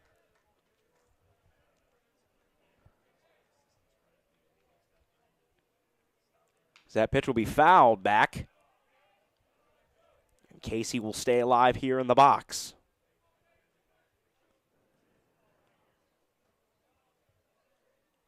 First 3 innings look to be a bit of a pitcher's duel, as both Richie Dell and Edward Cutt gone toe for toe in those first 3 innings, not allowing a single run. Cutt through a scoreless 4th while Dell had 4 up there, and that'll be a swing and a miss from Casey, and Cutt will sit down his 4th batter on the afternoon. As now there will be 2 down here for the Golden Flashes. Stepping to the plate, Connor Ashby, the second baseman on the afternoon for Kent State. Ashby is 0 for 1 with a strikeout looking so far this afternoon. That will be swinging the spear. There was Ashby, way out in front of that off-speed pitch. Great pitch there from Edward Cutt. Now have the 0-1 count here. Ashby playing second base on the afternoon for the Golden Flashes. That will be another swing and a miss in the dirt once again. And Edward Cutt is up now, and he's got Ashby in a bit of a hole. Down 0-2. Ashby, an infielder, freshman out of North Canton, Ohio, up there near Kent, a little east of the Canton-Akron area. Cutt's pitch will be a base hit down, or got past the glove of Cale Baker into right field. A.J. Ross will come up with it, fires home, and it'll be stopped there from Cale Baker, and Kent State will get a run on an RBI single to right field past the glove of Baker. Good piece of defensive hitting right there from Connor Ashby. As now the score is 1-4, as Edward Cutt has allowed his first run of the ball game. So now Eric Wentz, the left fielder for Kent State, will step into the box. Wentz grounded out in his first at-bat. Wentz, a senior out of Hudson, Ohio, also up in the Cleveland-Akron area, very close to Kent up there, as that'll be a swung and fouled off of Wentz right there. Is a great off-speed pitch and defensive swing from both Cutt and Wentz. As Cutt was way ahead of Ashby. The batter before. Up 0-2. And Ashby just liked a pitch that he thought he could get a little bit of a piece of, and he hammered it right between the first and second baseman. For a base hit is a pickoff attempt over there, keeping Ashby honest. It's Cale Baker, swipe the tag, but Ashby will get back in safe. 2 down here in the top of the 5th. Kent State has plated 1 this half inning. Swing and a miss right there to Wentz. So now he's in a hole. As Cutt now a second batter that he's worked 0-2. 2 down here in the top of the 5th, as we'll see if Cutt can get out of a little bit of a jam right here. As Cutt will deliver, and a swing and a miss, as I think Wentz thought he fouled it, got away from Minzy, but he'll throw over to first base, and that'll be strike 3 right there as Kent State plates 1 in the top of the 5th. Your score is now 4-1 in favor of the Bobcats. You are listening to Ohio Baseball on the Ohio Sports Network.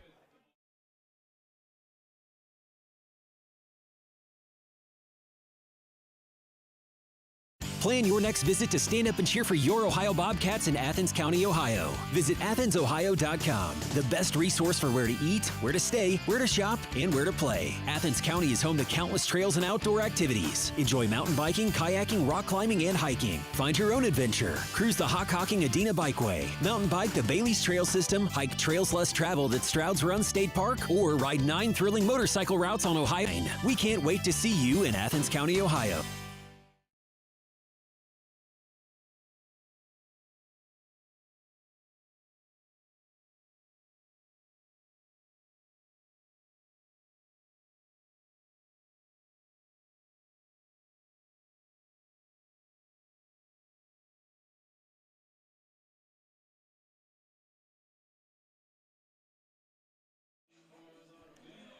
Welcome back here to Bob Wren. We're in the bottom of the 5th.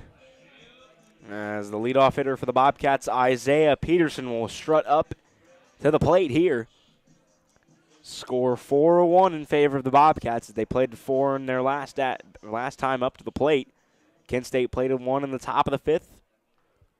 As Kent still got a couple guys working down there in their pen. Bobcats yet to get anybody working. As that ball be ripped into right field for a base hit for Isaiah Peterson. As Dell kind of hung that off-speed pitch, and Peterson blasts it right in front of the right fielder for another base hit. So that'll be the 6th hit so far this afternoon for the Bobcats. As Alex Finney will step up to the plate here for Ohio. Peterson now 1 for 2 on the afternoon with a walk, a strikeout, and a single. As Finney at the plate now. He'll square to bunt. He'll pull back, and that'll be a ball low. 1-0 the count. As Finney will probably try to get a little bit of a sacrifice action working right here. He's 0 for 2 in the afternoon with a fly out and a ground out. Finney, the designated hitter for your Bobcats. There's a pickoff attempt over there to first from Dell, trying to get Peterson lurking. The speedy Peterson at that, 3 for 4 stolen base attempts, leads the Bobcats with 3 this season. Scoring once again is Finney, and he'll get that one down. Over to the first baseman, he'll flip over to the second baseman, and that'll be an out from Longwell to Ashby. Score that one 3-4. A sacrifice to that, sacrifice 3-4. So now the Bobcats have a runner once again in scoring position as the efficient hitting Colin Kasperbauer, left-hander, will work himself up to the plate here. 1 for 2, working on a 1 for 2 afternoon. As a base hit, single, and he scored a run in the last half inning. Started the rally for the Bobcats.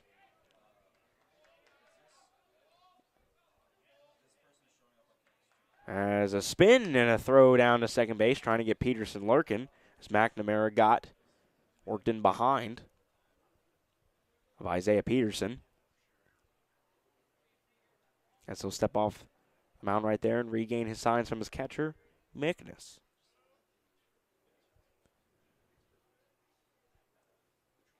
So kick and throw to the plate, and way ahead of that one was Kasperbauer, as he's got his timing well up there at the plate.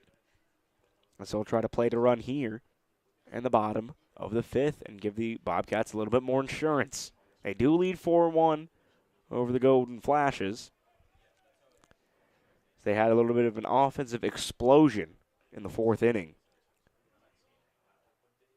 That pitch will plunk Kasperbauer. Got away from there. Looked like it was trying to be a back foot slider from Richie Dell, but it'll be a hit by pitch for Colin Kasperbauer, and the ever dangerous Spencer Harbert will work himself into the box.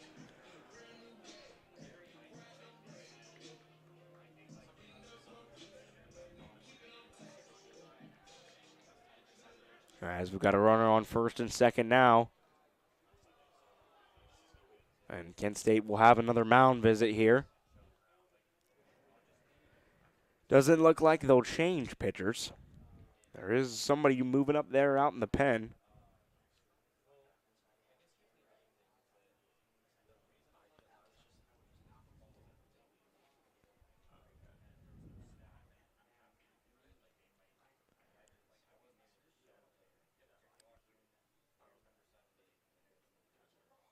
And Harbert on the afternoon, working on a 1 for 2 afternoon. He's got a single and a strikeout so far this afternoon, as he had a single in the second. And that'll be all for Richie Dell today, as he will work 4 1/3, gives up 4 earned runs, 6 hits, 3 walks, and 3 strikeouts here on the afternoon. As we'll step aside right here for this pitching change, and we'll be back here as the Bobcats have runners in scoring position. You are listening to Ohio Baseball on the Ohio Sports Network.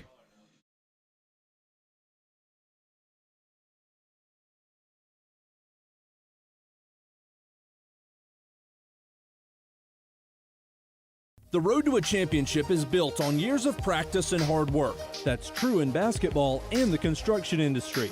The apprenticeship and upgrade training programs provided by the Athens Area Union Building Trades produces the workforce with the most modern skills and cutting-edge knowledge in the industry. The key to success to the Bobcats on the floor is the same as your choice on the work site. The winning move is working with members of the Athens Area Union Building Trades, proud sponsor of Ohio University basketball. You got your go-tos, your standbys, even your favorites. But the beefy, cheesy burgers at McDonald's take you back to where it all began. Your Bite Zero, when you first tasted what a burger should be like.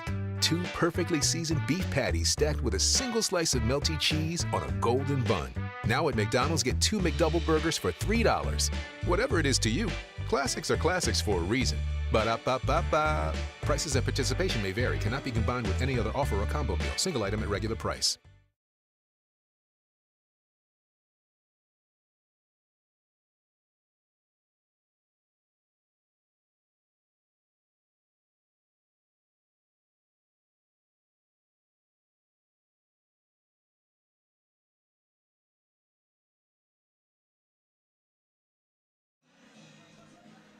Welcome back here in the bottom of the 5th as Max Ripple will come into the ball game here for Kent State. He's got a little high ERA, 16.62 in 2 appearances so far this season, and 4 1/3, giving up 8 hits, 8 runs, 8 earned, 5 walks, and 3 strikeouts. As Harbert steps up to the plate here, the ever dangerous Spencer Harbert at that. Had a 3-run jack in the first game of the doubleheader against Northern Illinois last week on Friday.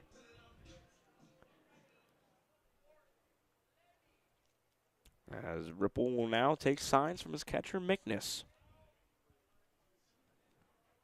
Runners on first and second here for the Bobcats.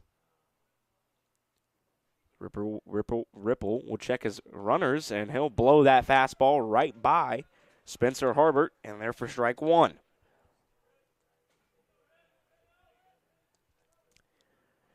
Harbert 1 for 2 on the day with a single and a strikeout.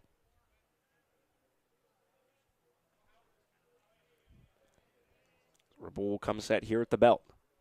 He'll kick and fire to the plate. Good velocity on that pitch right there, and that'll be in for a strike for Ripple.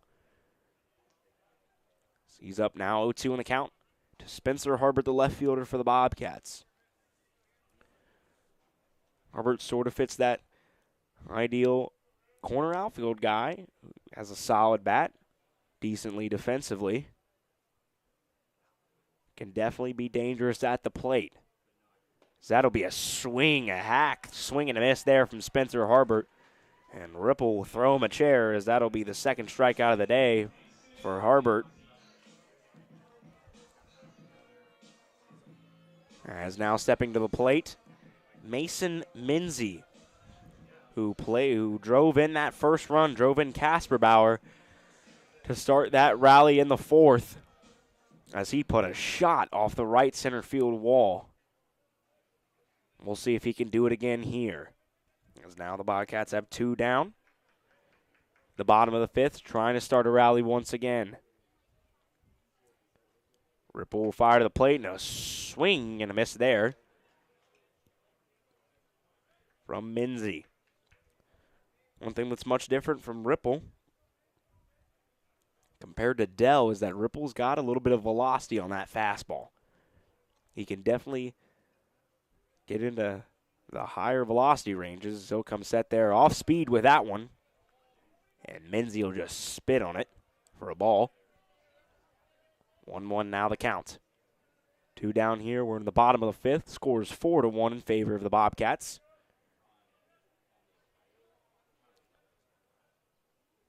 Ripple will come set here once again. That pitch will run out for a ball. As Peterson's out there on second base. And Casper Bauer's over there at first. Neither of them really being held in check by any of the Kent State defenders. Just trying to get out of this inning here.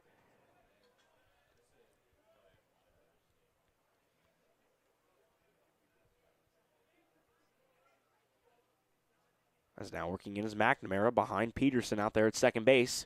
But Ripple will go to the plate. That'll be a little off the plate, a little too much off. Good call there from Blue. It'll be ball 3. Count now 3-1. Hitters count here for Mason Minzy.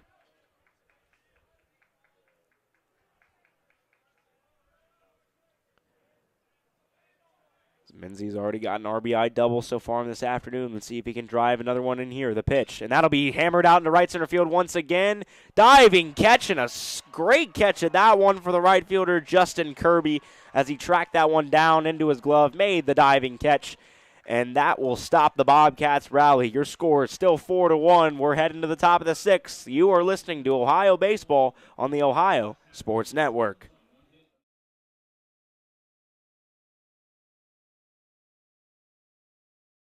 At People's Bank, our vision is to be the best community bank in America. We focus on building relationships with our clients and offering cutting-edge financial products. People's Bank is proud to support the local communities in which we work and live. This is Ashley Brown, People's Bank Vice President and Regional Manager, and we would love a chance to earn your business. People's Bank, working together, building success. Member FDIC, Equal Housing Lender. Warehouse Tire in Athens is your locally owned and operated auto and truck tire center. At Warehouse Tire, we focus on customer service with a professional staff and a huge inventory of wheels and tires for a variety of applications, including farm and industrial. We feature top brands including Michelin, BF Goodrich, and Uniroyal. Warehouse Tire is also a full-service auto service shop. Let us help with all of your under-vehicle maintenance, including brakes, shocks, struts, and alignments. Visit Warehouse Tire on Hebbardsville Road in Athens or online at warehousetireinc.com.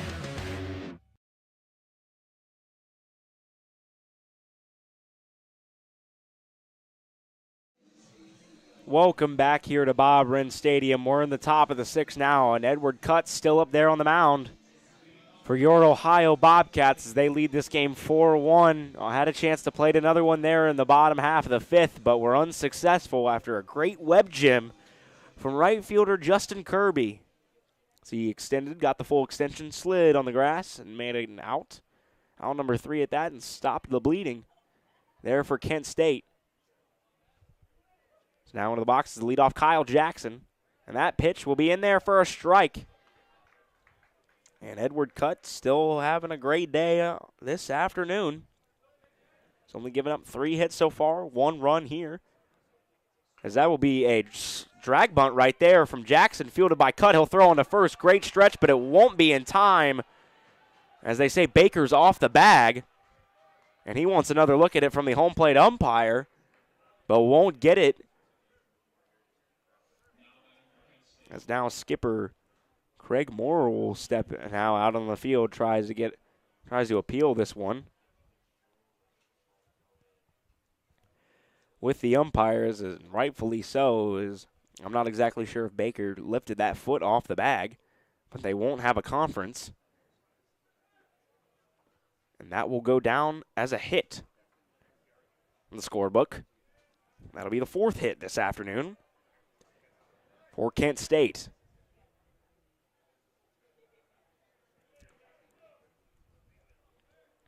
Now stepping into the box is Justin Kirby, the one who made that right-fielded web gem out there.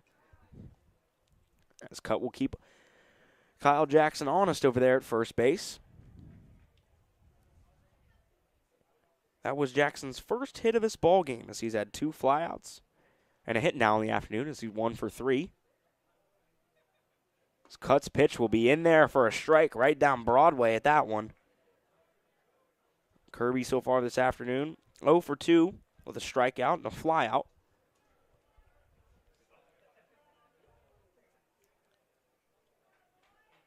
Something to note here about Jackson.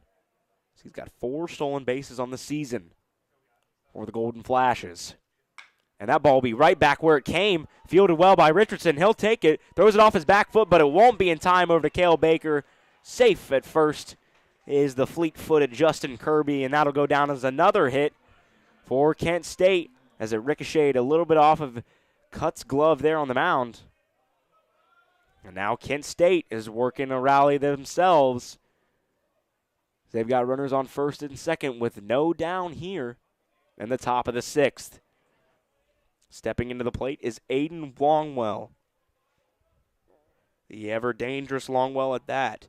It's 2 home runs on the season and 4 doubles and 1 triple. Longwell 0 for 2 on the day. And Cutt's first pitch will be in there for a strike looked at by Longwell. So now it looks like somebody might get up and moving down there in the Bobcats bullpen. Longwell's had 2 ground outs so far this afternoon, 0 for 2 on the day. Pickoff attempt there from Cutt. He'll throw it to Henniges, and that'll be an out. As he caught Jackson napping out there at second base, and the Bobcats will get one down here. Has a little bit of a delayed pickoff attempt from Edward Cutt, but he'll get an out right there as he caught Jackson sleeping, and that'll be Jackson's 3rd caught stealing on the season. So now Kent State only has a runner at first.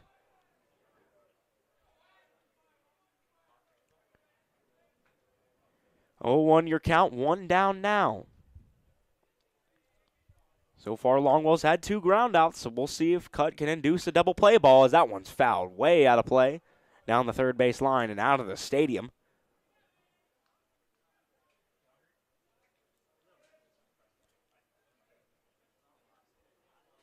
As on first base is Kirby so far on the season. It's 2 for 5 with stolen base attempts. Now tied with his teammate, Kyle Jackson, for caught stealings on the season. He picks off over there to first, but getting back in safely will be Kirby. 0-2 count to Longwell. Edward Cutt trying to work himself out of a jam. Kent State had two hits to start this inning. Runners on first and second with no down. Now they've got 1 down. Run on first and a swing and a miss there. Swing the sword is Aiden Longwell, and that'll be another strikeout for Edward Cutt, his 6th now in the afternoon. Now striding to the plate will be number 6, Justin Mickness, the backstop for the Golden Flashes. Mickness also ever dangerous here. So he's 1 for 2 on the day with a single. Cutt now with 2 down. Pitch will be flared out to left field, but working itself foul. As Cutt will take the 0-1 advantage. Edward Cutt has had a great afternoon so far as he's only thrown 62 pitches and 5 2/3 innings. He's given up 5 hits, 1 earned run, 1 walk, and 6 batters fanned this afternoon. The Bobcats lead this game 4-1 over Kent State. Pickoff attempt over at first. Won't be in time as Kirby gets back in safely.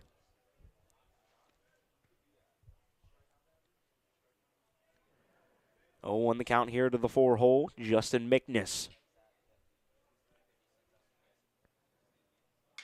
As that pitch will be skied out to left center field. Got good handle on that one. Peterson tracks it down out the wall scraper, and that one's gone for Kent State's number 6, Justin Mickness. As that ball was tailing toward the left center field gap, got over the head of both Peterson and Harbert out there. His cut was way ahead in that count, and he gives up a 2-run bomb to Kent State's 4-hole, as that'll be Mickness' 2nd home run on the season. And he now leads the team with 11 RBIs. So now Colin Matthews will step up to the plate, the center fielder for the Golden Flashes. He's got a double on the afternoon, 1 for 2 with said double and a flyout.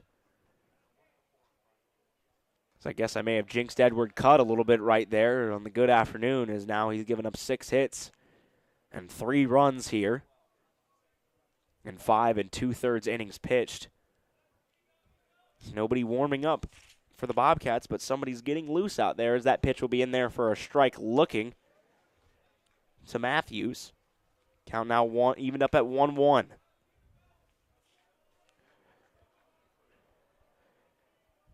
Cutt tried to work out of the jam but was unsuccessful as that ball ran a little inside, but not too far inside. Still for a ball, though. 2-1 the count. 2 down here. We're in the top of the 6th in Athens, Ohio. For game 1 of this 4-game set between the Ohio Bobcats and the Kent State Golden Flashes, that ball will be a little bit far off the plate. Cut not too happy with that call. This count now runs to 3-1.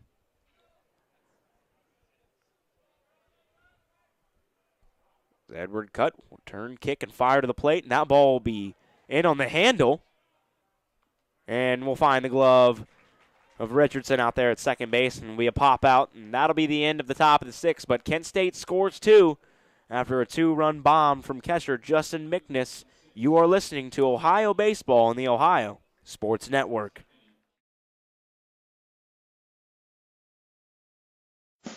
Ticket Smarter is glad we are back to holding live events. If you are looking to buy tickets to the best sports, concerts, and theater events all at the very best price, look no further than Ticketsmarter.com or on the app. Buying tickets at TicketSmarter will help support children in need. For every ticket transaction on TicketSmarter, $1 will be donated to a children's charity. TicketSmarter is proud to be the official ticketing partner of Ohio University Athletics. TicketSmarter, a smarter way to buy tickets. Located on 741 East State Street, Steak and Shake is serving up handmade milkshakes, fresh pressed steak burgers, and crispy shoestring fries cooked right to order. Kick off your day with our breakfast served until 11 a.m. And don't forget to join us for happy hour drinks and shakes on weekdays from 2 p.m. till 5 p.m. Left corner for 3, bang! And oh baby, what a first half it's been! In sight, it must be right. We'll see you there at Steak and Shake Athens.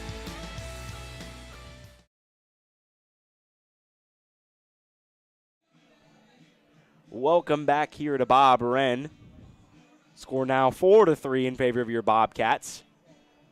As Kent State played at 2 in the top of the 6th after a 2-run jack from catcher Justin Mickness. As Michael Richardson out of Cambridge, Maryland will step into the box here for the Bobcats, leading off the bottom of the 6th. Both teams have had 6 hits each so far this afternoon, and still up there on the mound for Kent State is Max Ripple. As his first pitch will be in there for a strike.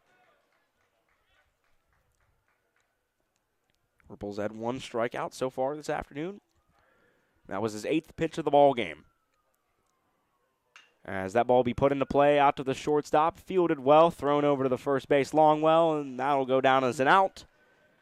From McNamara to Longwell. And Kent State will have 1 down here in the bottom of the 6th, as now the first baseman, Cale Baker, will work himself into the box for OU. Baker 0 for 1 in the afternoon with a fly out and a walk. And still try to improve his batting average here as he steps into the box and stares down Ripple. As a big hack, swing and a miss there from Cale Baker.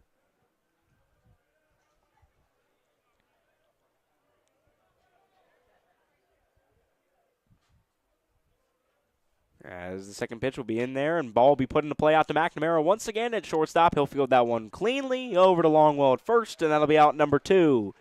Busy inning out there for the shortstop, Michael McNamara. Now A.J. Roush will step his way to the plate. Roush 2 for 2 in the afternoon with a double, a 3-run bomb, and 3 RBIs. Roush is having himself a good day. First pitch will be in there for strike number 1. Roush, correction. As was taking a little bit off. Right there from Ripple. Pitch number 2 will be a little low. Ball. Even the count at 1-1. We're in the bottom of the 6th here at Bob Wren Stadium in Athens, Ohio. As swing the spear, that one. So he looked like a caveman swinging a club right there, did A.J. Roush, and it'll go down to strike number 2. 1-2 now the count. And that ball will be put out to play once again, fielded well by the third baseman, Kyle Jackson. And he'll throw on the run, and a good dig there from Longwell as the left side of the infield was busy that inning as the Bobcats went 1-2-3 as we'll head to the top of the 7th. Your score 4-3 in favor of Ohio. You are listening to Ohio Baseball on the Ohio Sports Network.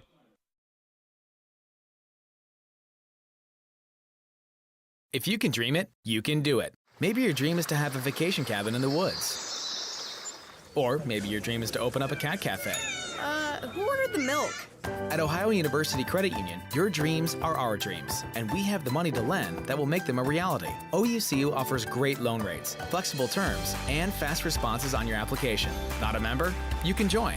Really? Stop by a branch or visit oucu.org. Equal housing opportunity. Loan subject to credit approval. Federally insured by NCUA. MLS number 433809. When you order your groceries online with ClickList from Kroger, you can do your shopping anytime, anywhere, like the gym, the office, or your favorite comfy couch. And whether you place your order on your phone, tablet, or computer, it's still your neighborhood Kroger. So you'll find all the fresh choices, low prices, and great deals you love. And you'll save time, too. Try ClickList from Kroger with same-day pickup. Check it out at Kroger.com. Fresh food, low prices at Kroger. We're here in the top of the 7th in cloudy Athens, Ohio. As the Ohio Bobcats lead the Kent State Golden Flashes 4-3 as Michael McNamara takes a ball 1. There is Edward Cutt still out there on the mound for the Bobcats. He's pitched 6 innings strong, only given up 6 hits. 3 runs here in this ball game as a swing and a miss there from McNamara, who was busy last half inning out there at shortstop. Made 2 outs for the Golden Flashes. McNamara sitting on an 0-for-1 day with a walk as well as he swings through that one for strike number 2. It's Cut once again ahead in the count. He's kept his pitch count down here. He's at 69 total pitches this afternoon. Cut will turn, kick, and fire to the plate. That one will be in the dirt and stopped by Minzy. The count will now run even, 2-2. Winds seem to shift a little bit here. Started off blowing out straight to dead left field, as now it's more blown toward the pole out there in left field, as that ball will be swung on and fouled off down the third base line toward the third base coach's box. Staying alive up there will be Michael McNamara. So now this Kent State lineup working toward, or correction, the bottom of this Kent State lineup now facing Cut for the 3rd time this afternoon. As that pitch was close there, but taken for a ball, as the count will now be full for the shortstop, McNamara.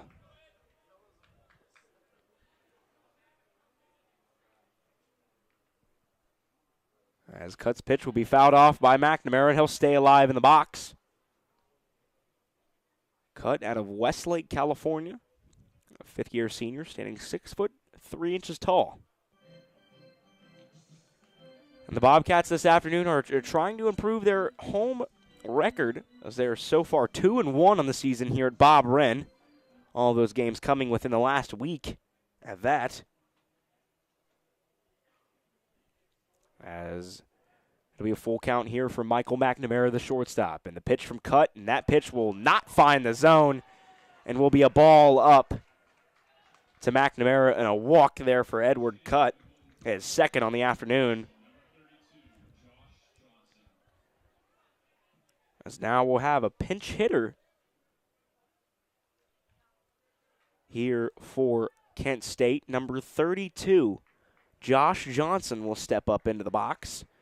Johnson, a 182 hitter so far this season. He's had 11 at-bats, 2 hits on the season. Cut will come set. Casper Bauer in at third base, looking for the bunt. That'll be a ball out. Cut starting to lose a little bit of his command, is now a left-hander warming up in the pen for the Bobcats.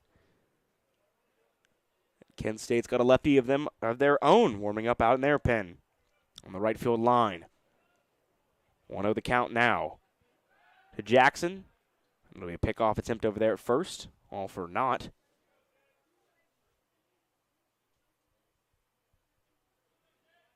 McNamara will get back in safely there at first base.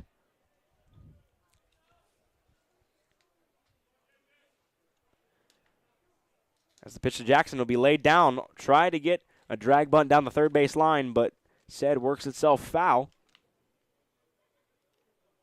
Jackson, a junior out of Gibsonia, Pennsylvania.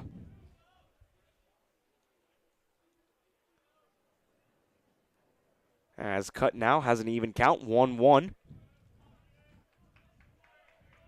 Josh Jackson here at the plate for the Golden Flashes, trying to get a rally going. That pitch will be in there for a ball. As Menzie tried to throw down, a little bit of a pump fake right there. Count now 2-1. The bunt still not being taken away here as Casper Bauer is up on the grass here trying to take this bunt away. As taking off there will be McNamara. Throw down, and that'll drill cut right in the midsection. As that throw from Mason Menzie was a little short but on line, and it drilled Edward Cut. That'll be a stolen base there from Michael McNamara for Kent State. As McNamara's 4th stolen base on the season, as he's now a perfect 4 for 4. As now McNamara will be looked at here just for a second.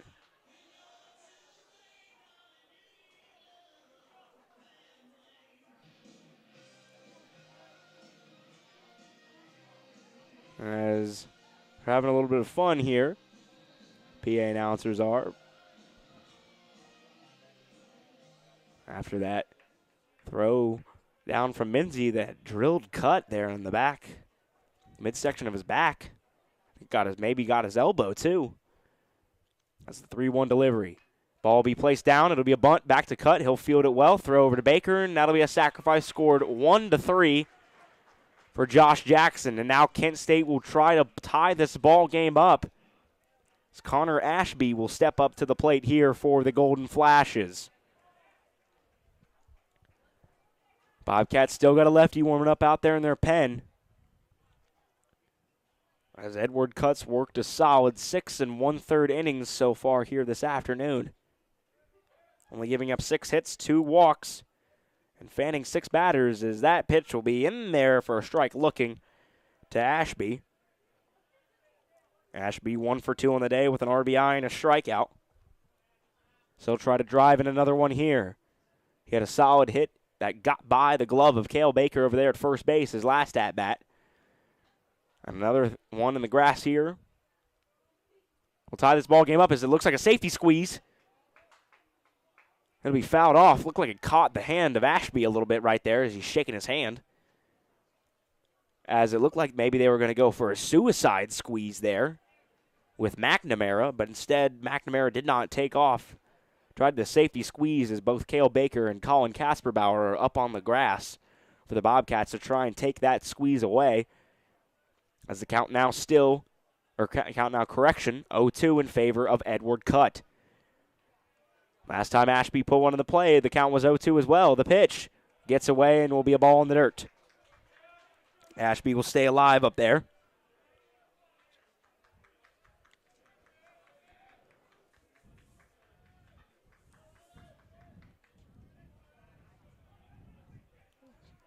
Ashby here, trying not to go down on strikes.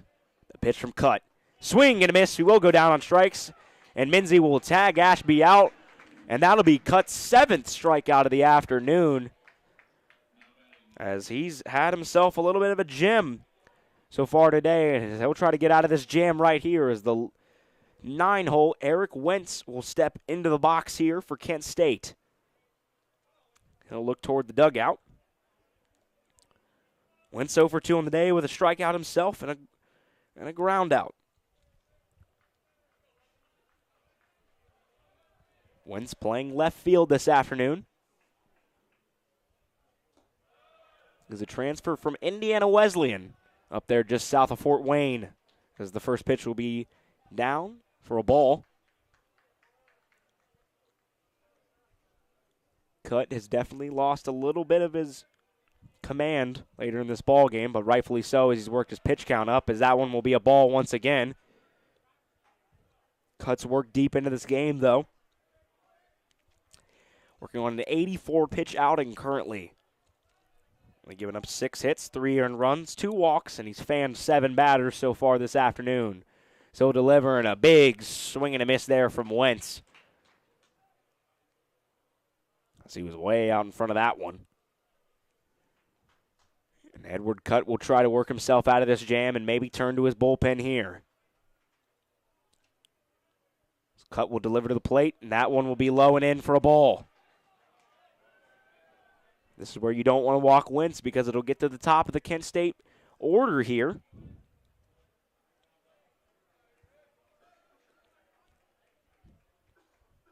As on deck for the Golden Flashes is Kyle Jackson. It'll be a ball inside, and it'll be walked by Edward Cutt. He's definitely frustrated up there, his 3rd walk of the afternoon.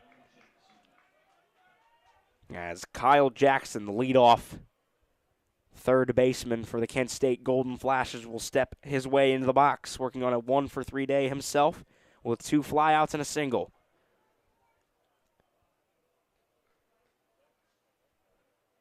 The Bobcats are going to go to the pen now.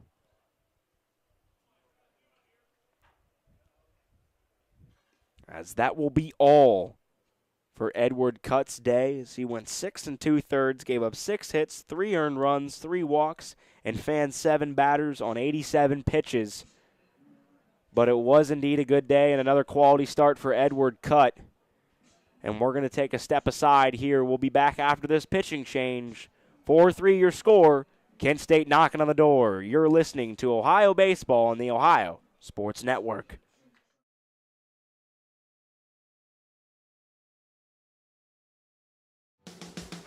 Located on 741 East State Street, Steak & Shake is serving up handmade milkshakes, fresh pressed steak burgers, and crispy shoestring fries cooked right to order. Kick off your day with our breakfast served until 11 a.m. And don't forget to join us for happy hour drinks and shakes on weekdays from 2 p.m. till 5 p.m. Left corner for 3, bang! And oh baby, what a first half it's been! In sight, it must be right. We'll see you there at Steak & Shake Athens. If you can dream it, you can do it. Maybe your dream is to have a vacation cabin in the woods. Or maybe your dream is to open up a cat cafe. Who ordered the milk? At Ohio University Credit Union, your dreams are our dreams, and we have the money to lend that will make them a reality. OUCU offers great loan rates, flexible terms, and fast responses on your application. Not a member? You can join. Really? Stop by a branch or visit oucu.org. Equal housing opportunity. Loan subject to credit approval. Federally insured by NCUA. MLS number 433809.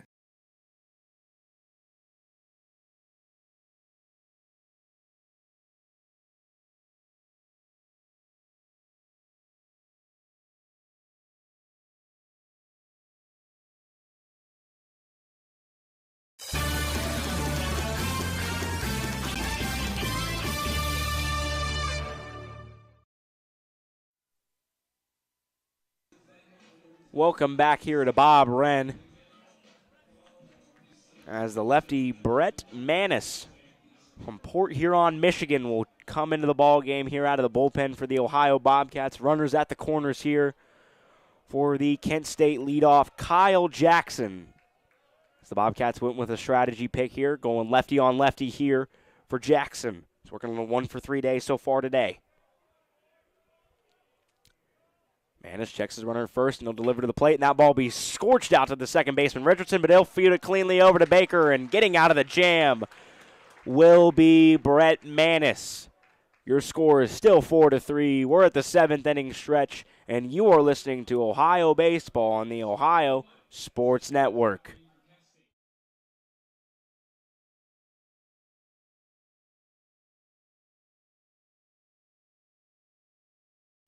When you order your groceries online with ClickList from Kroger, you can do your shopping anytime, anywhere, like the gym, the office, or your favorite comfy couch.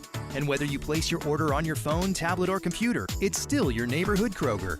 So you'll find all the fresh choices, low prices, and great deals you love. And you'll save time, too. Try ClickList from Kroger with same-day pickup. Check it out at Kroger.com. Fresh food, low prices at Kroger. These days, we're all doing a lot more virtually, which is why at Ohio Health, we've expanded our virtual care options and availability to make it even easier to get safe expert care at home. That includes virtual visits with over 1,000 trusted providers in every medical specialty. Learn more about our virtual health options at ohiohealth.com/virtual health.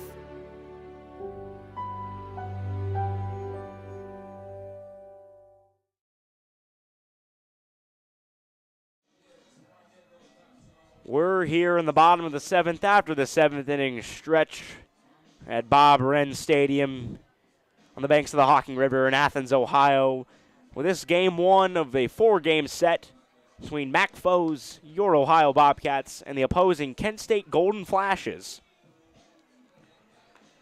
Bobcats hold the lead 4-3 here in the bottom of the 7th as Edward Cutt went a solid 6 2/3 innings. And the lefty Brett Manis got out of the jam as now Max Ripple will be in his 3rd inning of work here. And he'll face Xavier Henniges. Henniges 0 for 1 on the day with a walk and a strikeout. As he'll face Ripple here on the mound. Ripple's first pitch is in there for a strike looking to Henniges. Solid defensive shortstop for the Bobcats. Ripple's definitely worked his ERA down here today after his outing in this one, as he's had a solid day out of the pen here for the Golden Flashes. Walked into today with an ERA. Was a shade high, 16.5, as he shows the leather right there. Great play, score that one. 1-3 as Henniges will go down after the pitcher Ripple shows his leather. As now the leadoff Isaiah Peterson will waltz up to the plate.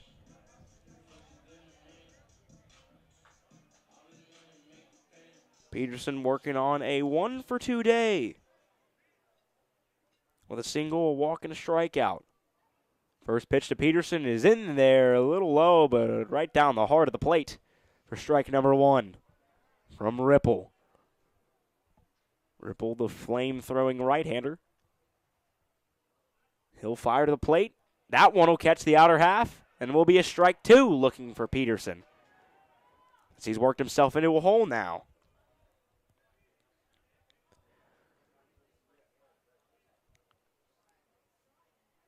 Ripple's pitch once again.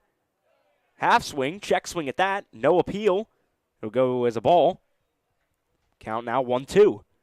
Good 0-2 pitch there, though, from Ripple. Worked a little high, tried to get a swing and a miss out of Peterson, but he held back there. Strong wrist there from Peterson. As a swing and a miss fouled off there, in and out of the glove of Mickness. And staying alive will be Isaiah Peterson, center fielder and leadoff hitter for your Ohio Bobcats.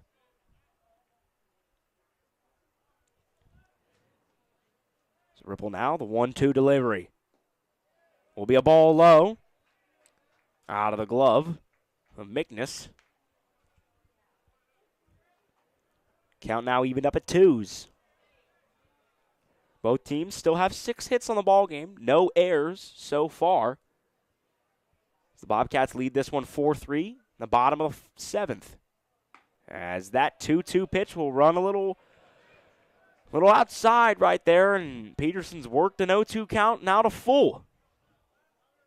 We'll see if he can win this battle here. As the full count delivery will be on its way from Ripple. And it'll work itself just a bit outside, and that'll be a walk from Isaiah Peterson.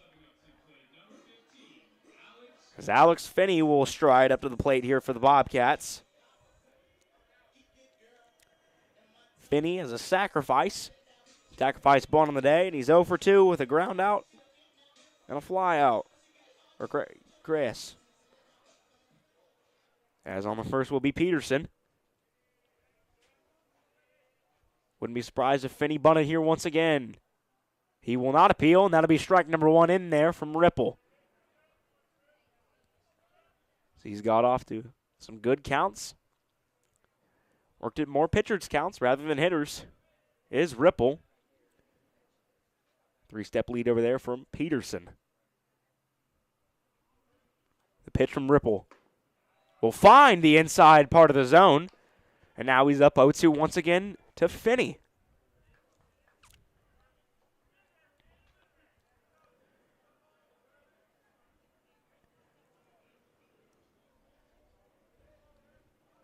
The fleet-footed Peterson over there at first base. 3 stolen bases on the season. And a half-hearted attempt at that to throw over from Whipple, just to make sure to keep Peterson honest.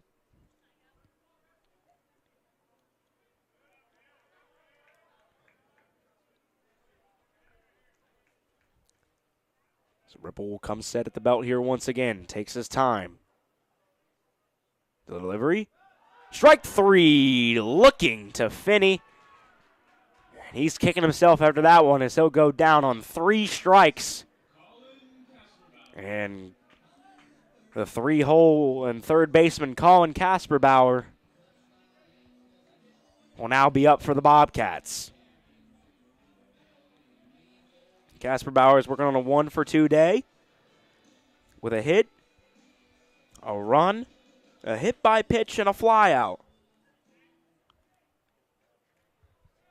So he'll try to keep the inning alive here for the Bobcats as they lead Kent State 4-3 here. Need some insurance later in this ball game. And that ball will be ripped over the shortstop's head for a base hit, landing in front, and Peterson will try to get to 3. Throw will not be in time, and Peterson will be sliding, and advancing on that throw will be Kasperbauer, as now the Bobcats have runners at second and third. Striking here once again, 2-out rally after the single from Colin Kasperbauer, as the throw was not in time there from center fielder Colin Matthews to get Peterson at third, as now Kasperbauer and Peterson will be at second and third, and the ever-dangerous Spencer Harbert waltzes his way into the box. Harbert working on a 1-for-3 day with 2 strikeouts and a single. The pitch. That'll be in there for strike 1 from Ripple. Slowed it down there, a little off-speed action.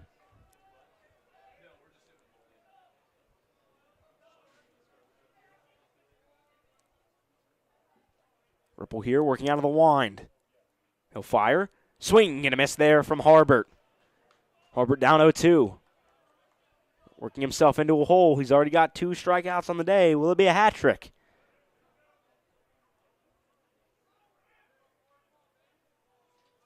Ripple with this staggered stance and delivery. The 0-2 delivery. It'll be swung on and hit out to McNamara. He'll field it cleanly over to first base Longwell, and Ripple will get out of the jam, and the Bobcats will leave 2 left on base there. Score still 4-3 as we move to the top of the 8th. You are listening to Ohio Baseball on the Ohio Sports Network.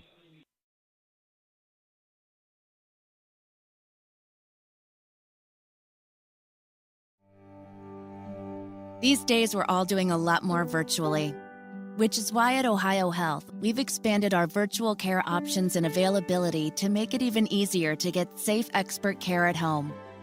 That includes virtual visits with over 1,000 trusted providers in every medical specialty. Learn more about our virtual health options at ohiohealth.com/virtual health.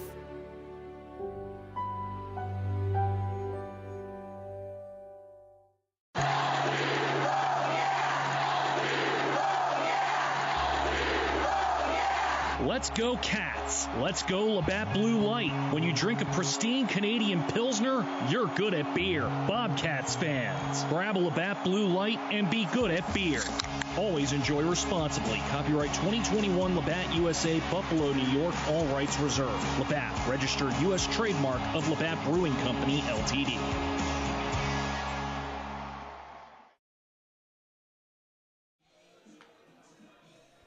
We're in the top of the 8th here at Bob Wren. As now on the second inning for work will be Brett Manis, who got out of the jam for the Bobcats last inning correction. As the score is still 4-3 in favor of your Bobcats. Manis so far this season working on a 2.38 ERA, a 1-1 win-loss record, and 5 appearances. He's got 1 save on the season, that one being against Marshall the last time out. An 11 1/3 innings pitch, only giving up 3 earned runs, 8 hits, struck out 14 batters, and 6 walks. Now striding into the box for the Kent State Golden Flashes will be the 2-hole Justin Kirby, playing right field on the day. As that ball will be poked right back to where he plays for a base hit from Kirby. As Kent State will get the bottom of the 8th, started off with a base hit. So now Aiden Longwell work into the box after Kirby improves his hitting to a 2-for-4 day. Longwell has been 0 for on the day, 0 for 3, with a strikeout and 2 groundouts.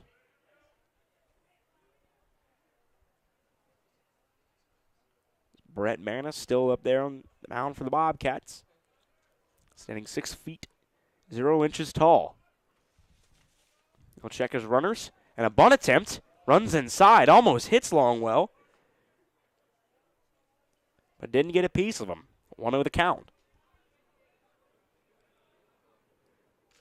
Manis enjoys fishing, golfing, and ping pong. His favorite professional sports team is the Detroit Tigers, and his favorite athlete is second baseman Ian Kinsler, as that ball's fouled back there from Longwell.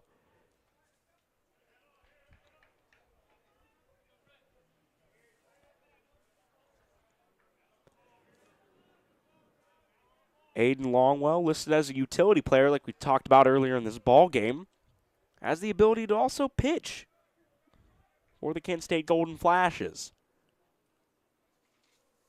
As it'll be a pickoff attempt over to first. Half-hearted one at that. Getting back in safely will be Kirby. So Aiden Longwell still at the box. Or in the box, correction.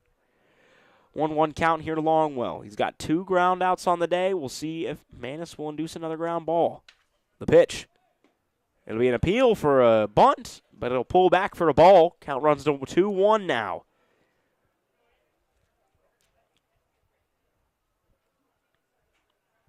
Wouldn't be surprised if Longwell would square to bunt here once again. Now playing up on the grass is Casper Bauer, the third baseman for the Bobcats. The pitch, off the handle. That'll go as a foul ball. Off of the bat of number 5, Aiden Longwell. Now the count is even, 2-2. Bobcats have given up 7 hits. Kent has done the same this afternoon. Score still sits at 4-3. Manis' 2-2 delivery. That ball be hammered down the right field line, carrying, and then it'll get down at the track. Fielded by A.J. Roush. He'll get it in, throw it into Richardson, and they'll hold up the runner, Justin Kirby, at third base, as that'll be a 2-strike double to right field. I thought it had a chance to go. That ball was carrying off of the bat of the first baseman, Aiden Longwell. The ever-dangerous Justin Mickness will stride into the box. In his last at-bat, he hammered a 2-run bomb over the left center field wall to make this a 4-3 ball game in the top of the 6th.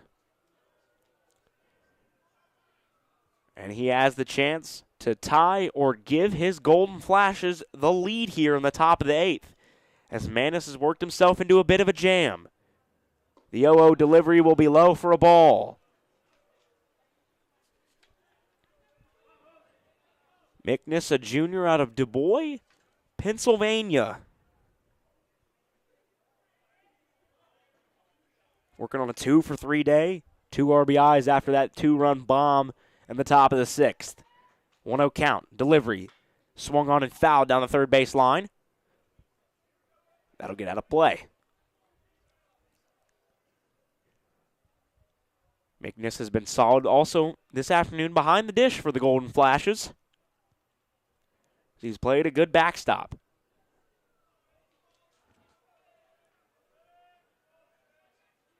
Count evened up at 1s.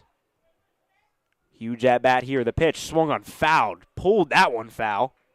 Almost into the Kent State dugout. Went off the railing there.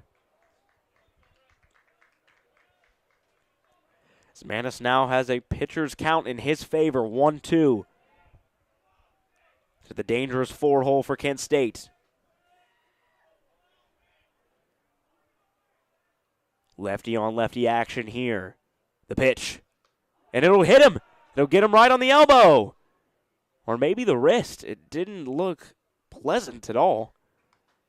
It did get him on the wrist. That's where it hit him. You could hear it from all the way up here. I thought it got his elbow guard. Instead, it ran even more inside. Got McNiss on the wrist. And Manis will load the bases with no down here for Kent State. Their center fielder, Colin Matthews.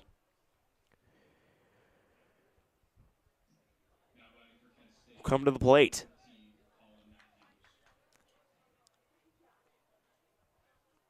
Bases juiced here. Top of the 8th for the Kent State Golden Flashes. As they're still checking out McNiss over there at first.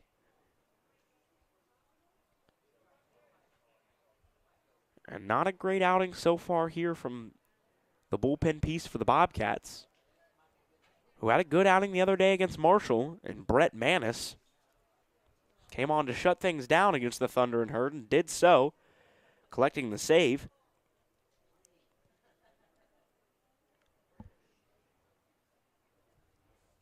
As the speedy Matthews still waiting as they still check out. McNiss over there at first. Looking at his wrist. On to the trainers.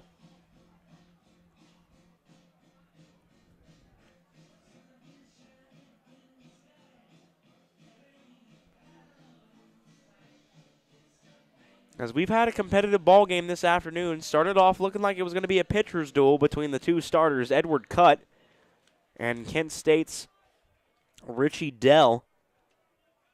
Dell struggled there in the bottom of the 4th as the Bobcats put up the only 4 runs they've had. As the first pitch there to Matthews will be in there for strike 1 looking. But the first 4 innings of that for Edward Cutt, he went 12 up, 12 down. Only allowed 1 hit there. Struggled a little bit in the 5th and the 6th, but got out of it nonetheless as the second pitch there hit the spot was Manis. But it'll be a ball out, 1-1 the count now, even.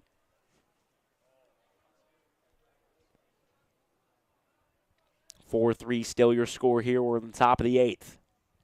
Crucial at bat here for Matthews. The pitch swung on and driven down the third base line, but it'll work itself foul. And now Colin Matthews has worked himself into a hole. 1-2 count in favor of Manis.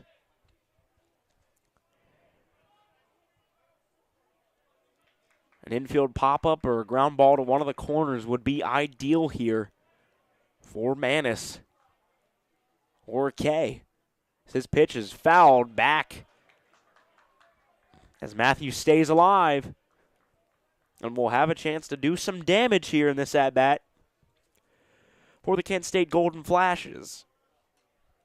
As the Bobcats, like we said, drove out to the 4-0 lead there in the bottom of the 4th after a 3-run bomb from A.J. Roush and an RBI double off the wall from Mason Minzy. Besides that, the Bobcats really haven't had too much going here besides stranding 3. As that ball be lifted out of the shallow left field, Harbert will come in on it, tagging for home as the throw will be in, cut off by Casper Bauer. No, he'll let it go, and that'll be a sac fly for Kent State and they'll knot this game up at 4. That ball was shallow hit out there. Harbert didn't try to hit his cutoff in Casper Bauer, but did not do so. And scoring there for the Golden Flashes was Justin Kirby. This game is now tied at 4, the top of the 8th. Now up for Kent State, Michael McNamara, the shortstop.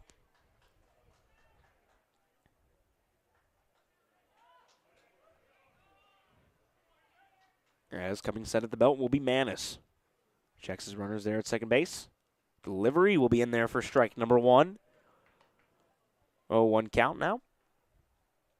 McNamara working on an 0-for-2 day with 2 walks, a ground out, and a stolen base. McNamara plays a good defensive shortstop as well. He's had a good day out there for the Golden Flashes. That pitch will not find the zone. Will be a ball there. Count runs to 1-1. A little bit of a smirk there from Brett Manis. He's only given up 1 hit in this inning. Or correction, 2 hits in this inning. 2 hits, a walk, and a sac fly so far this inning for Kent State, which is knotted this game up at 1, as that ball will be high and out for a ball count run to 2-1. Manis trying to induce possibly a double play ball here. Just could get him out of this jam. Runners on first and second here, 1 down in the top of the 8th for the Kent State Golden Flashes. Michael McNamara will try to give Kent State their first lead of this ball game. The pitch, swing and a miss. Good pitch there from Manis. So even up this count now at 2-2.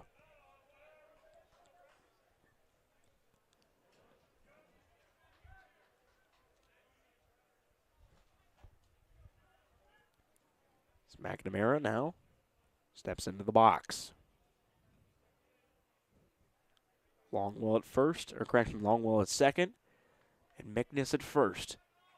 Or the Golden Flashes. The pitch swung off and fouled back out of play. And McNamara will stay alive here to face another pitch. Bobcats not really warming up anybody in their pen.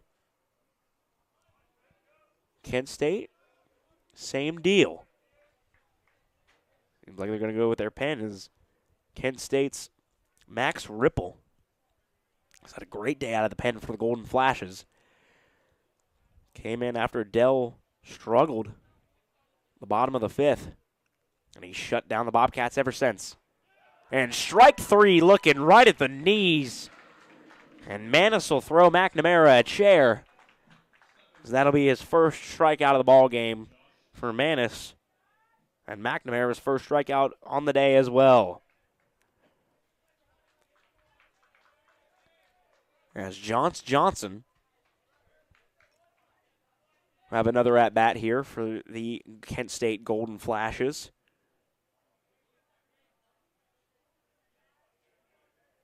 Johnson had a sacrifice. Sacrifice bunt in his last at-bat.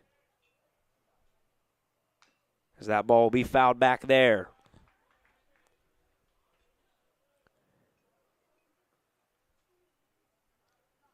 Johnson pinch hit earlier in this ball game for the designated hitter, Jacob Casey. Like I said, he's 0 for 0 on the day with a sacrifice.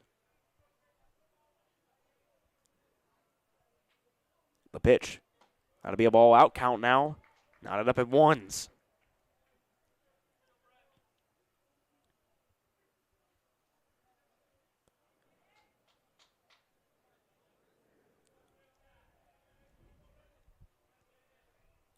Kent State still trying to score here. Give themselves the first lead of the ball game. The pitch. Swing and a miss. That'll be strike number 2 there to Josh Johnson. 1-2 the count in favor of Brett Manis. He'll try to work out of this jam with only giving up 1. So try to stop the bleeding right here. He'll step off and recollect himself. This is a key pitch right here for Brett Manis, the fifth-year senior for the Ohio Bobcats.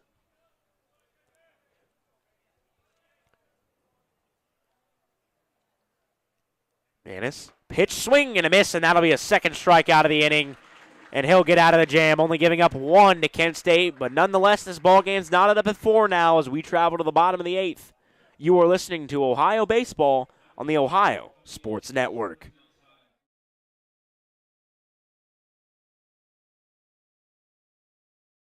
We've all seen the tragedies associated with drug activity and impaired driving in our state. This is Trooper Conkler of the High State Highway Patrol's Athens Post. We need everyone's help to keep drugs out of our communities, keep impaired drivers off our roads, and get people to make good decisions when driving. Traffic and community safety is the responsibility of everyone. You can do your part in calling pound 677 to report drug activity and impaired or reckless drivers to law enforcement. Together we can make Ohio a safer place to live and travel. Let O'Neill Hartman Insurance show you how Grange's strong value and fast claim service delivers league-leading coverage. O'Neill Hartman Insurance will find you a Grange auto policy that balances competitive rates and responsive Grange claim service. O'Neill Hartman Insurance considers Grange their go-to company for their combination of great value and outstanding claim service. Call O'Neill Hartman at 740-797-4685 or visit them online at o'neillhartman.com.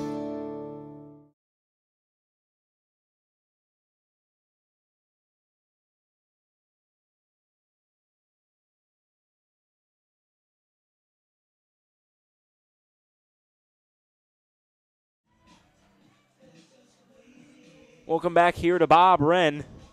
We're now on the bottom of the 8th as Kent State tied up this game after a sac fly from Colin Matthews. Scored Justin Kirby, as now this game's knotted up at 4. Due up for the Bobcats will be their 5, 6, and 7 holes.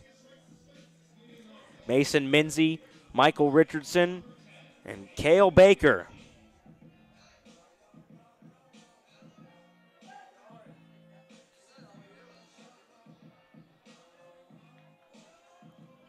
As Minzy will first step up to the plate here for the Bobcats.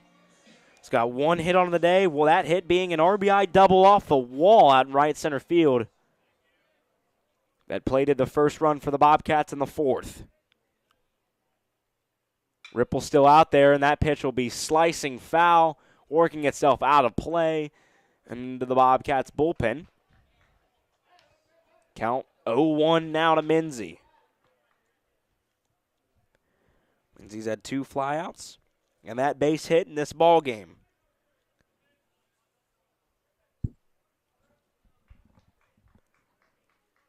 Minzy trying to prove his day to 2 for 4 as that pitch from Ripple will not find the zone. Little out.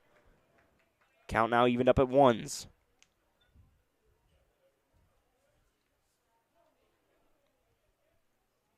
Mason Minzy. Check swing there, but it'll be a ball from Ripple. Ripple now in his 4th inning of work. He's pitched 2 2/3, giving up 1 hit, 1 walk, and 2 strikeouts so far. It's coming into the bottom of the 5th as that pitch will be fouled way back and out of play from Minzy as he's just off of it. Count evened up at 2s now for Mason Minzy, the backstop for your Ohio Bobcats. Ripple's 2-2 delivery. Fought off, blooped out into left center field, and that one will find the glove of the left fielder out there, Eric Wentz. Kent State will have 1 down here. The bottom of the 8th. So now Michael Richardson will step up to the plate for the Bobcats. Playing second base this afternoon. Working on an 0 for 3 day. 2 groundouts and a fly out.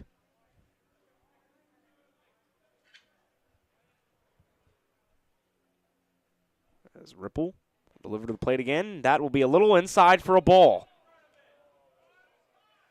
As the Kent State faithful that have traveled here in northeastern Ohio gave a little groan after that call. And that one will be in there for a strike. Count evens up at ones. One strike, one ball, one down here on the bottom of the 8th. We're tied at 4. Swing and fouled off there from Michael Richardson. So he's now into a 1-2 hole, and we'll have to battle here.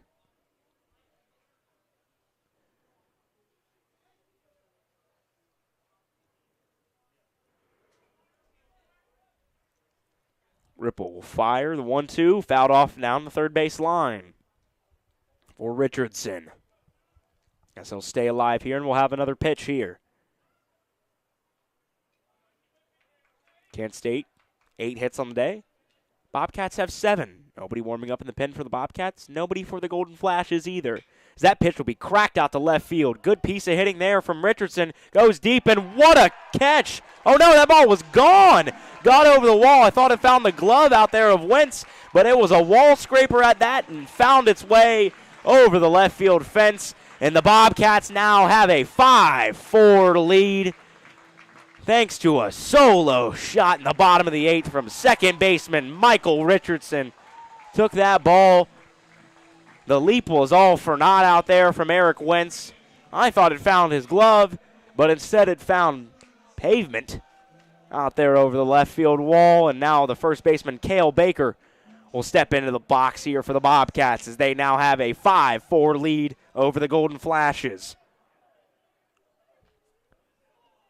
That is the definition of clutch hitting right there from Michael Richardson. Bobcats needed a run. They were knotted up at 4 apiece. And Richardson said, "Let me do it myself." Put that ball over the left field fence. Baker's 1-0 pitch fouled back. Count now knotted up at ones. Richardson just got a good piece of that ball. Solid line drive, wall scraper. The Bobcats now have a lead once again, and that pitch will be low and in for a strike. Baker just wants to know where that was. Gets confirmation of that where that was for a strike.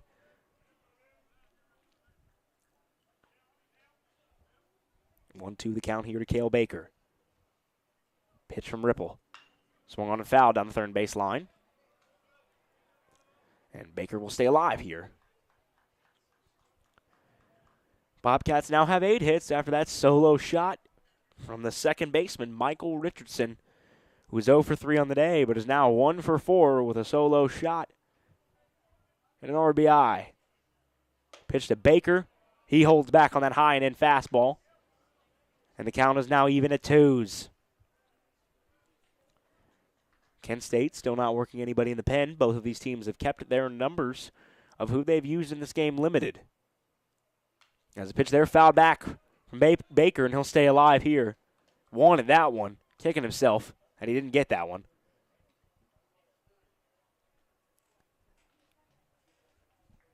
It's Cale Baker 0 for 2 on the day with a walk.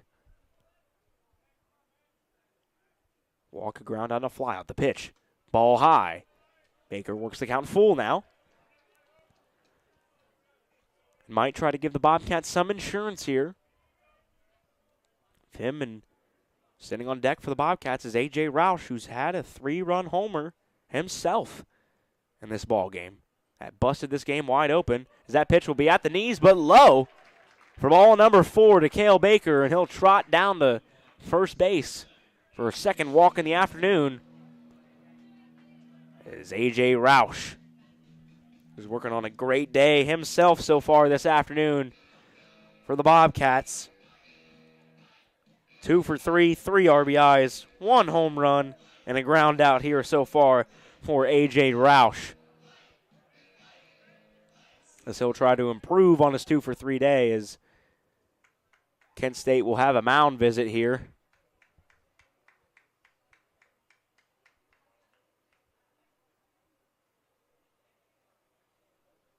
And it looks like they might be making, yes, they will be making a pitching change here.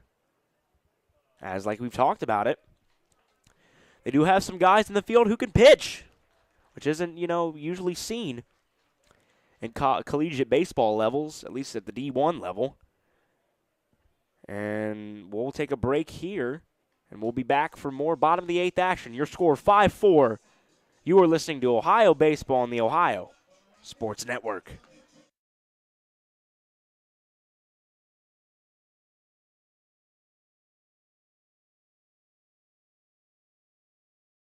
Bobcat fans, the Hugh White family of dealerships is your hometown Athens dealer. And to show our commitment to the community, we're offering free car washes for Ohio University students and faculty, as well as college grad discounts with all of our new brands. But that's not all. We provide free concierge service for faculty. We'll pick up your vehicle and drop it back off after service. Take advantage of our leases at under $200 per month. Come visit us on North Columbus Road, less than 5 minutes from campus, or online at visithughwhite.com. And when deal is right, it must be Hugh White.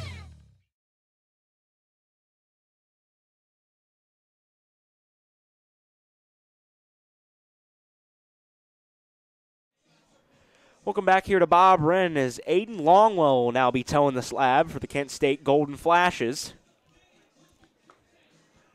This is Longwell's Longwell has made 3 appearances on the season for Kent State. 1.80 ERA, 1.0 win-loss record. He has a save and 5 innings pitched. He was playing first base earlier. Is now on to play first base. For Kent State will be number 11, Sam Thompson, as he will replace, and that will get rid of the designated hitter for Kent State.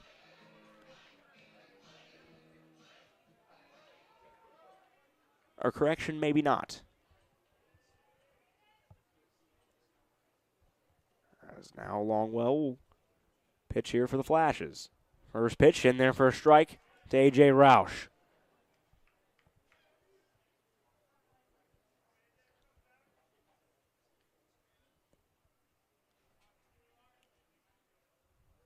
Longwell will fire to the plate. Swing and a miss there from Roush, and Longwell is now up 0-2 for Kent State. As I said, Longwell started this game at first base. He's hitting 3-hole today for the Golden Flashes. As the pitch there from Longwell will be swung on and fouled back. Down the first base line there from A.J. Roush.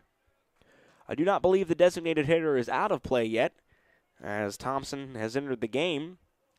I think it was just a swap there for pitcher Max Ripple, which means that Josh Johnson will stay in the ballgame for the Kent State Golden Flashes at the designated hitter spot, as that ball is fouled back, and staying alive still is A.J. Roush.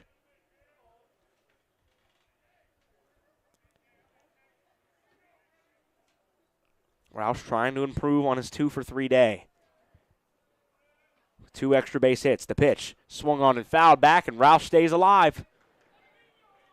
Great at-bat up there for the right fielder, A.J. Roush. Bobcats don't look to be warming anybody up, which means they'll probably stick with Manis. As the pitch there, low, and Roush will take that one for a ball.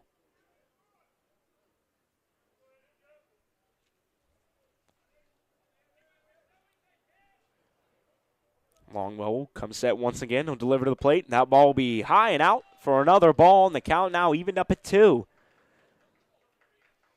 Bobcats still have a base runner. Cale Baker is out there over at first. Keeping him close now, Sam Thompson, as that ball is cracked. And a deep shot at that, and it'll be foul. As that ball was jacked, as a big bat flip there from A.J. Roush will go all for naught. So he thought he pimped that one. That was a good shot there from Roush, as he was trying to work on a multi-home run day. But nonetheless, it'll still be a 2-2 count here. The pitch. Ball low and in. And Roush now runs it to full, as the Kent State faithful upset with that call. Thought that one caught a little bit of the zone there.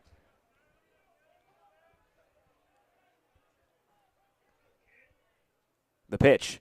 Fouled back once again, as A.J. Roush is having himself an at-bat right now. Hats off to him.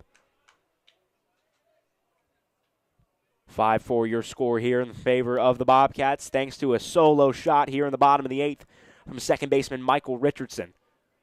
Full count delivery. The pitch. Swung on, fouled back again. Staying alive. is A.J. Roush.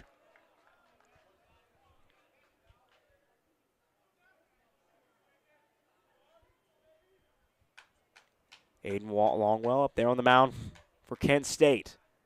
3-2 again. Swung on, driven out to center field, and it'll get down and past the center fielder. That ball is down past Matthews. Baker's rounding second, now rounding third. Getting 3, might be an inside the park home run. Baker coming around third. Coming around third is Roush. Roush to the plate, and he will get down, and that will be an inside the park home run for A.J. Roush, and he said maybe that foul ball will get in play as he'll do it himself. Inside the park, 2-run home run for the speedster, A.J. Roush. As that ball got past the center fielder, Colin Matthews, who made a dive on it, and rightfully so. And Roush turned on the wheels and almost caught Cale Baker on the base paths. As the Bobcats now lead 7-4. Like I said, Roush must have got in his mind, hey, I had that ball gone, but foul. Why not do it myself, but put it in play and turn on the wheels? So he'll be catching his breath now. And Longwell's still looking for his first out, as he has given up a 2-run home run now. And the Bobcats lead this one 7-4. Now Xavier Henniges at the plate. That ball will be in there for strike number 2. So he works himself into a little bit of a hole. And he gets the shortstop for the Bobcats. The pitch. Swung on. Might get over the head of the second baseman. Off of his glove. And that will be probably a base hit there for Xavier Henniges. Off of the glove there of Connor Ashby. Not sure how they'll score. They will score to hit.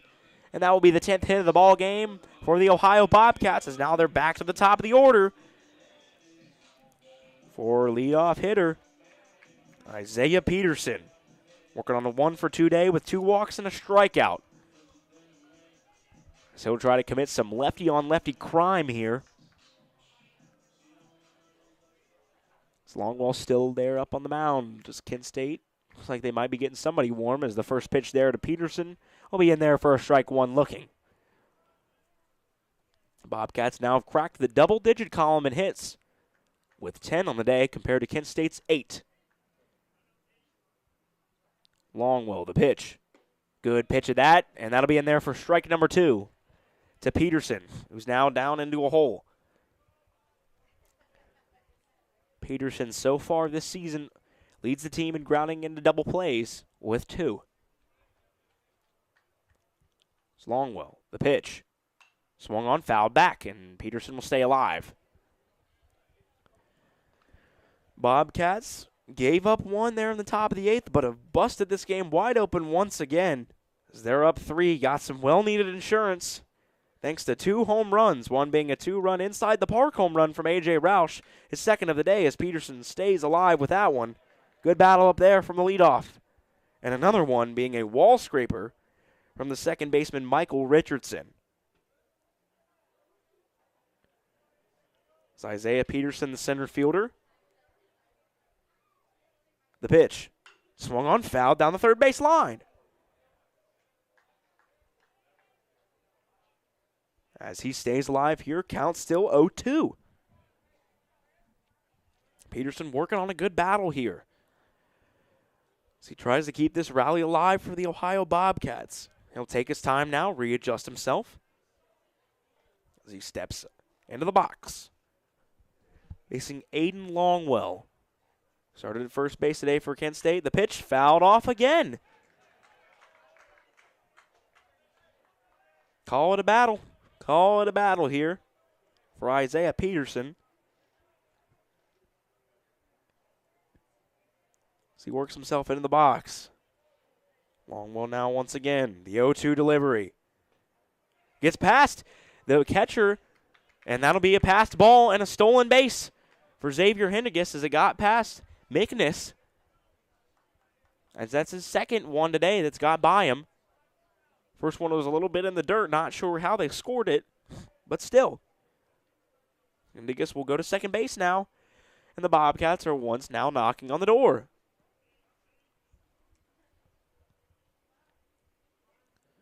One stepping off, correction. Both Longwell and Peterson will regain themselves. Count 1-2. One down, runner on second base for Isaiah Peterson. The pitch. Swung on, lifted out to right field. Good piece of hitting, and that one will be down for a base hit as it'll get by the right fielder. Rounding third is Hendigas. He'll get in. Peterson to third base. He'll be head up there for an RBI triple, as I'm sure that's what they'll call it.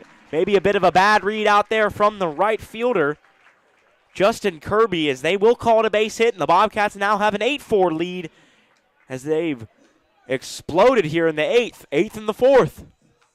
Multiples of 4 must be good for the Bobcats. They have 8 runs, scoring 4 runs in both the 4th and the 8th inning. As Alex Finney will now step up to the plate. Peterson on third base. That was a bit of an awkward read there as that ball just kind of died. As Kirby couldn't get to it, made a diving effort, got by him, got to the wall. And the Bobcats now lead this one 8-4. Finney 0 for 3 on the day with a strikeout, a ground out, and a fly out. As Kent State does have a righty working in their pen, and it looks like we're going to have another change here. And we'll take a break with this Kent State pitching change. Score now 8-4 in favor of the Bobcats. You are listening to Ohio Baseball on the Ohio Sports Network.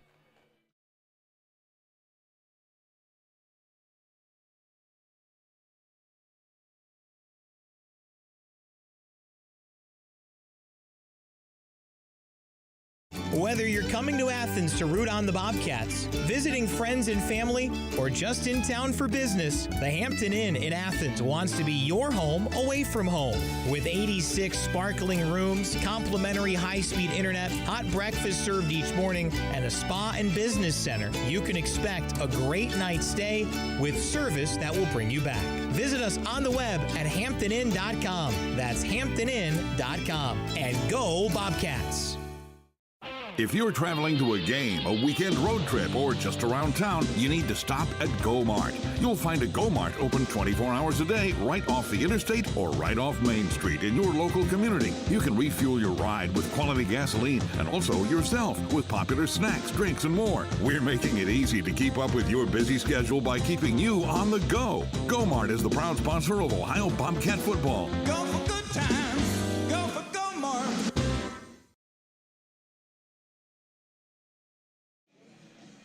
Welcome back here to Overcast Athens, Ohio. So we're still in the bottom of the 8th, and a big 8th at that for the Ohio Bobcats as they went into this inning knotted up at 4s with Kent State, but now hold an 8-4 lead over the Golden Flashes as Kent State's made a pitching change here as number 39, Calvin Bickerstaff, the 6'5", sophomore right-handed pitcher out of Wintersville, Ohio, will come into the game here for Kent State.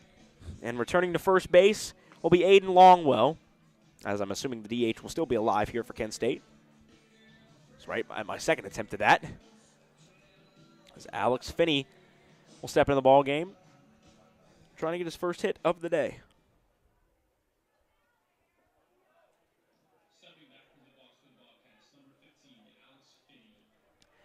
Bickerstaff on the season for Kent State. We'll get it to you here after this pitch. Runner on third here.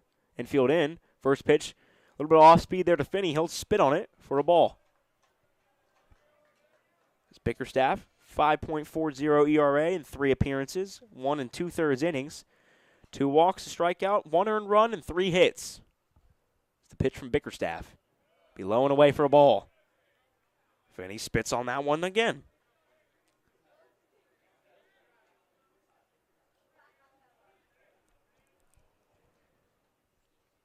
8-4 your score.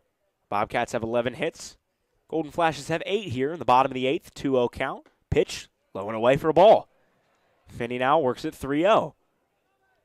Wonder if he'll get the green light here.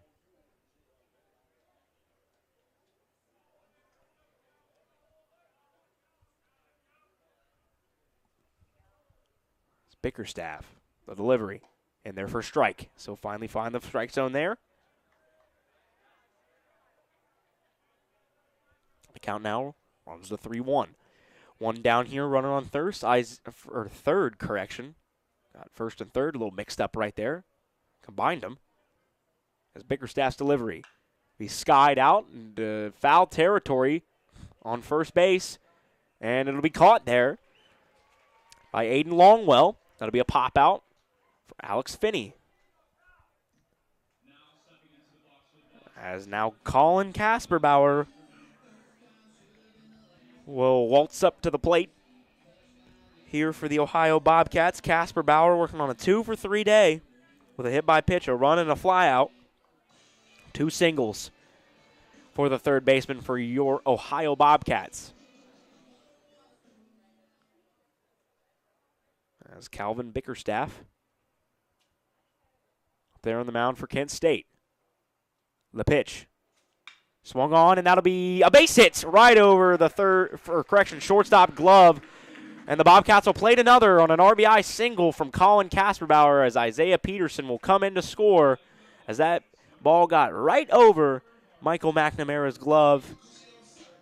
As now Spencer Harbert will come up here for the Bobcats, the 4-hole. Working on a 1-for-4 day with 2 strikeouts and a single.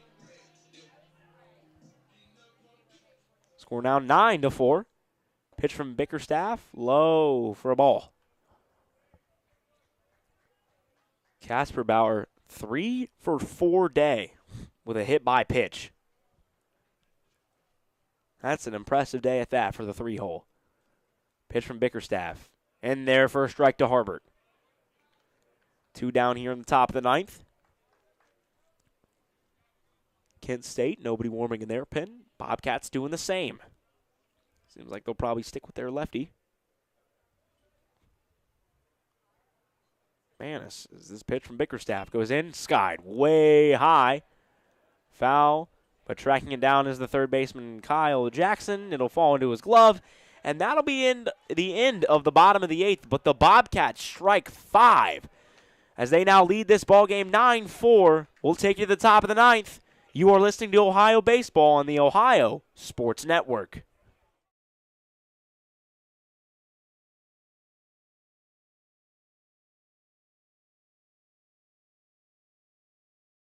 Jumpstart your day at the Fairfield Inn and Suites in Athens. Enjoy complimentary hot breakfast, then unwind on our beautiful outdoor patio, which includes a gas fire pit and barbecue grill. Conveniently located on East State Street, just a short drive from the Ohio University campus and uptown Athens, the Fairfield Inn and Suites is situated near many shopping and dining venues. At the Fairfield Inn and Suites, you're our #1 priority. Call 740-589-5839 to book your next visit to Athens or find us online at fairfieldinn.com.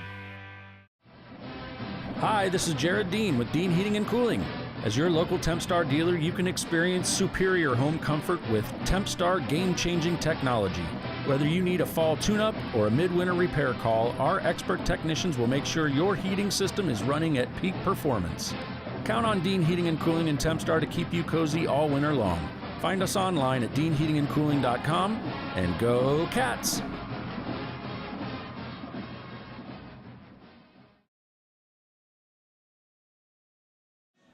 We're in the top of the 9th now, and your Bobcats lead 9-4 over the Kent State Golden Flashes. Stepping into the box for Kent State will be number 3, Connor Ashby. And still up there on the mound for the Ohio Bobcats is number 11, Brett Manis, the Michigan native. Trying to shut this game down for the Bobcats. He would get the victory. He'd be the winning pitcher. As the pitch up high for a ball. As it stands right now, Brett Manis would get the win for the Bobcats, and the losing pitcher would be Max Ripple, as long as Kent State doesn't play to 5 here in the top of the 9th. But you never know here. It's the pitch. And there for a strike. It's the count now evened up at 1 for Brett Manis.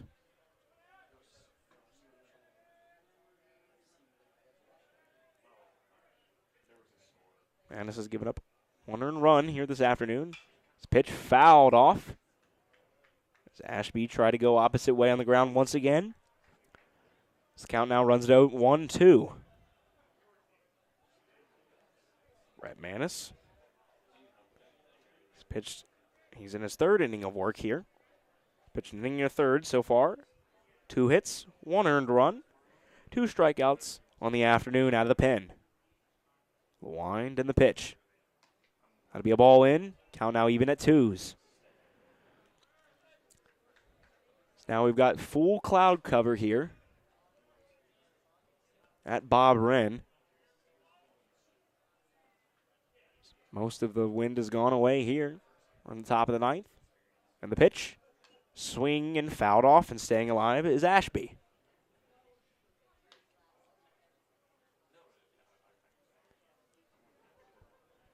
Bobcats played at 9 so far this afternoon, 9-4 the score, 12 hits, 8 hits for the Golden Flashes. It's been a very offensive-heavy game after that 4th inning surge from the Bobcats. That pitch is skied out and foul, out of play, and staying alive once again is Ashby. If the Bobcats were to win this one, they would improve to 8-6 on the season, 2-1 in MAC play.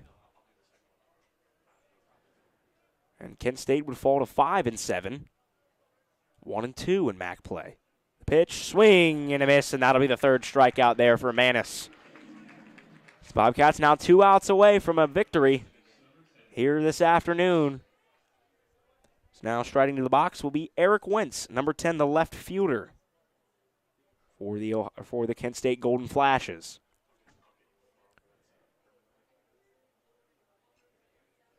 Wentz so far in the afternoon, 0 for 2, with a walk, a strikeout, and a ground out.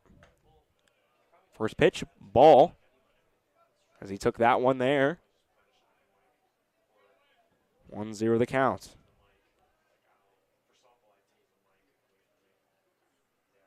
This is the wind and the pitch here for Manis.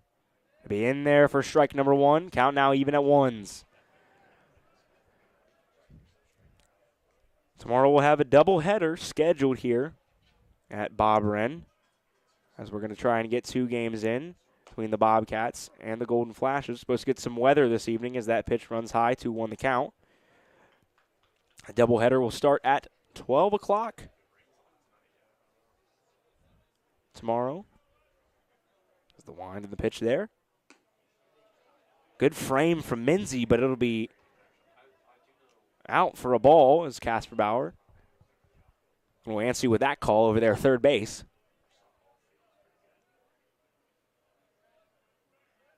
3-1 the count here. 1 down. Wind of the pitch. And that one will find the outer half of the plate for a strike as the count now runs full. It's number 10, Eric Wentz, looking for his first hit on the day.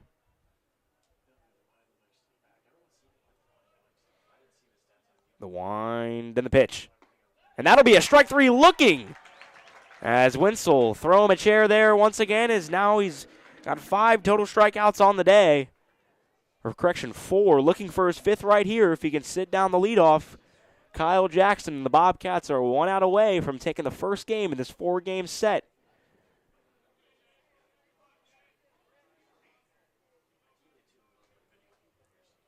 So it'll be a wind and a pitch here. And that will not find the strike zone. Looked good from up here. The home plate umpire calls it a ball. 1-0 the count here to the leadoff Kyle Jackson, playing third in the afternoon for the Kent State Golden Flashes. Jackson working on a 1-for-4 day, as that pitch will be in there for a strike. Count now even at 1s.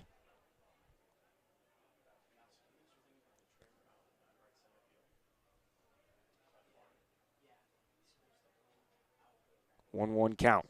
The pitch from Manis. It'll be in there for a strike. And Kent State is down to their final strike this afternoon. As Manis try to end this ball game right here. Shakes off the 1-2 delivery. Manis swung on, gets by Manis, but fielded by Hendigas. He'll throw over to first to Baker, and that'll be it. And the Bobcats will take game 1 of this 4-game set against the Kent State Golden Flashes. They'll take this one 9-4. The winning pitcher will be Brett Manis. The losing pitcher will be Max Ripple for Kent State. as the Bobcats will now extend their streak over Kent State to 3 straight as they've won the past 3 matchups. And we'll be back here at Bob Wren tomorrow for games 2 and 3 and a doubleheader. But a great game from the Ohio Bobcats. We'll go over some stats here and we'll wrap up this game. We won't keep you too long. Bobcats, 9 runs on 12 hits, no errors. Kent State, 4 runs, 8 hits on no errors. As I said, the winning pitcher for the Bobcats will be Brett Manis. Manis went a full 2 1/3 innings, gave up 2 hits, 1 earned run, and fanned 4 batters this afternoon. The Bobcats, though, were led by their strong 4th after a double from Mason Menzie and a 3-run jack from A.J. Roush. And Roush will probably be the Bobcats' player of the game today, as he also had an inside-the-park home run in the bottom of the 8th that plated 2 and gave the Bobcats a big surge there, as well as a Michael Richardson solo jack and a bases-clearing triple from Isaiah Peterson. And the Bobcats will take this one 9-4, and we'll be back in action here at Bob Wren tomorrow afternoon. I will be on the call once again, and that'll be all here from Bob Wren as the Bobcats take this one 9-4 over the Kent State Golden Flashes. And I am Cade Williamson, CW, signing off, and you have been listening to Ohio Baseball on the Ohio Sports Network.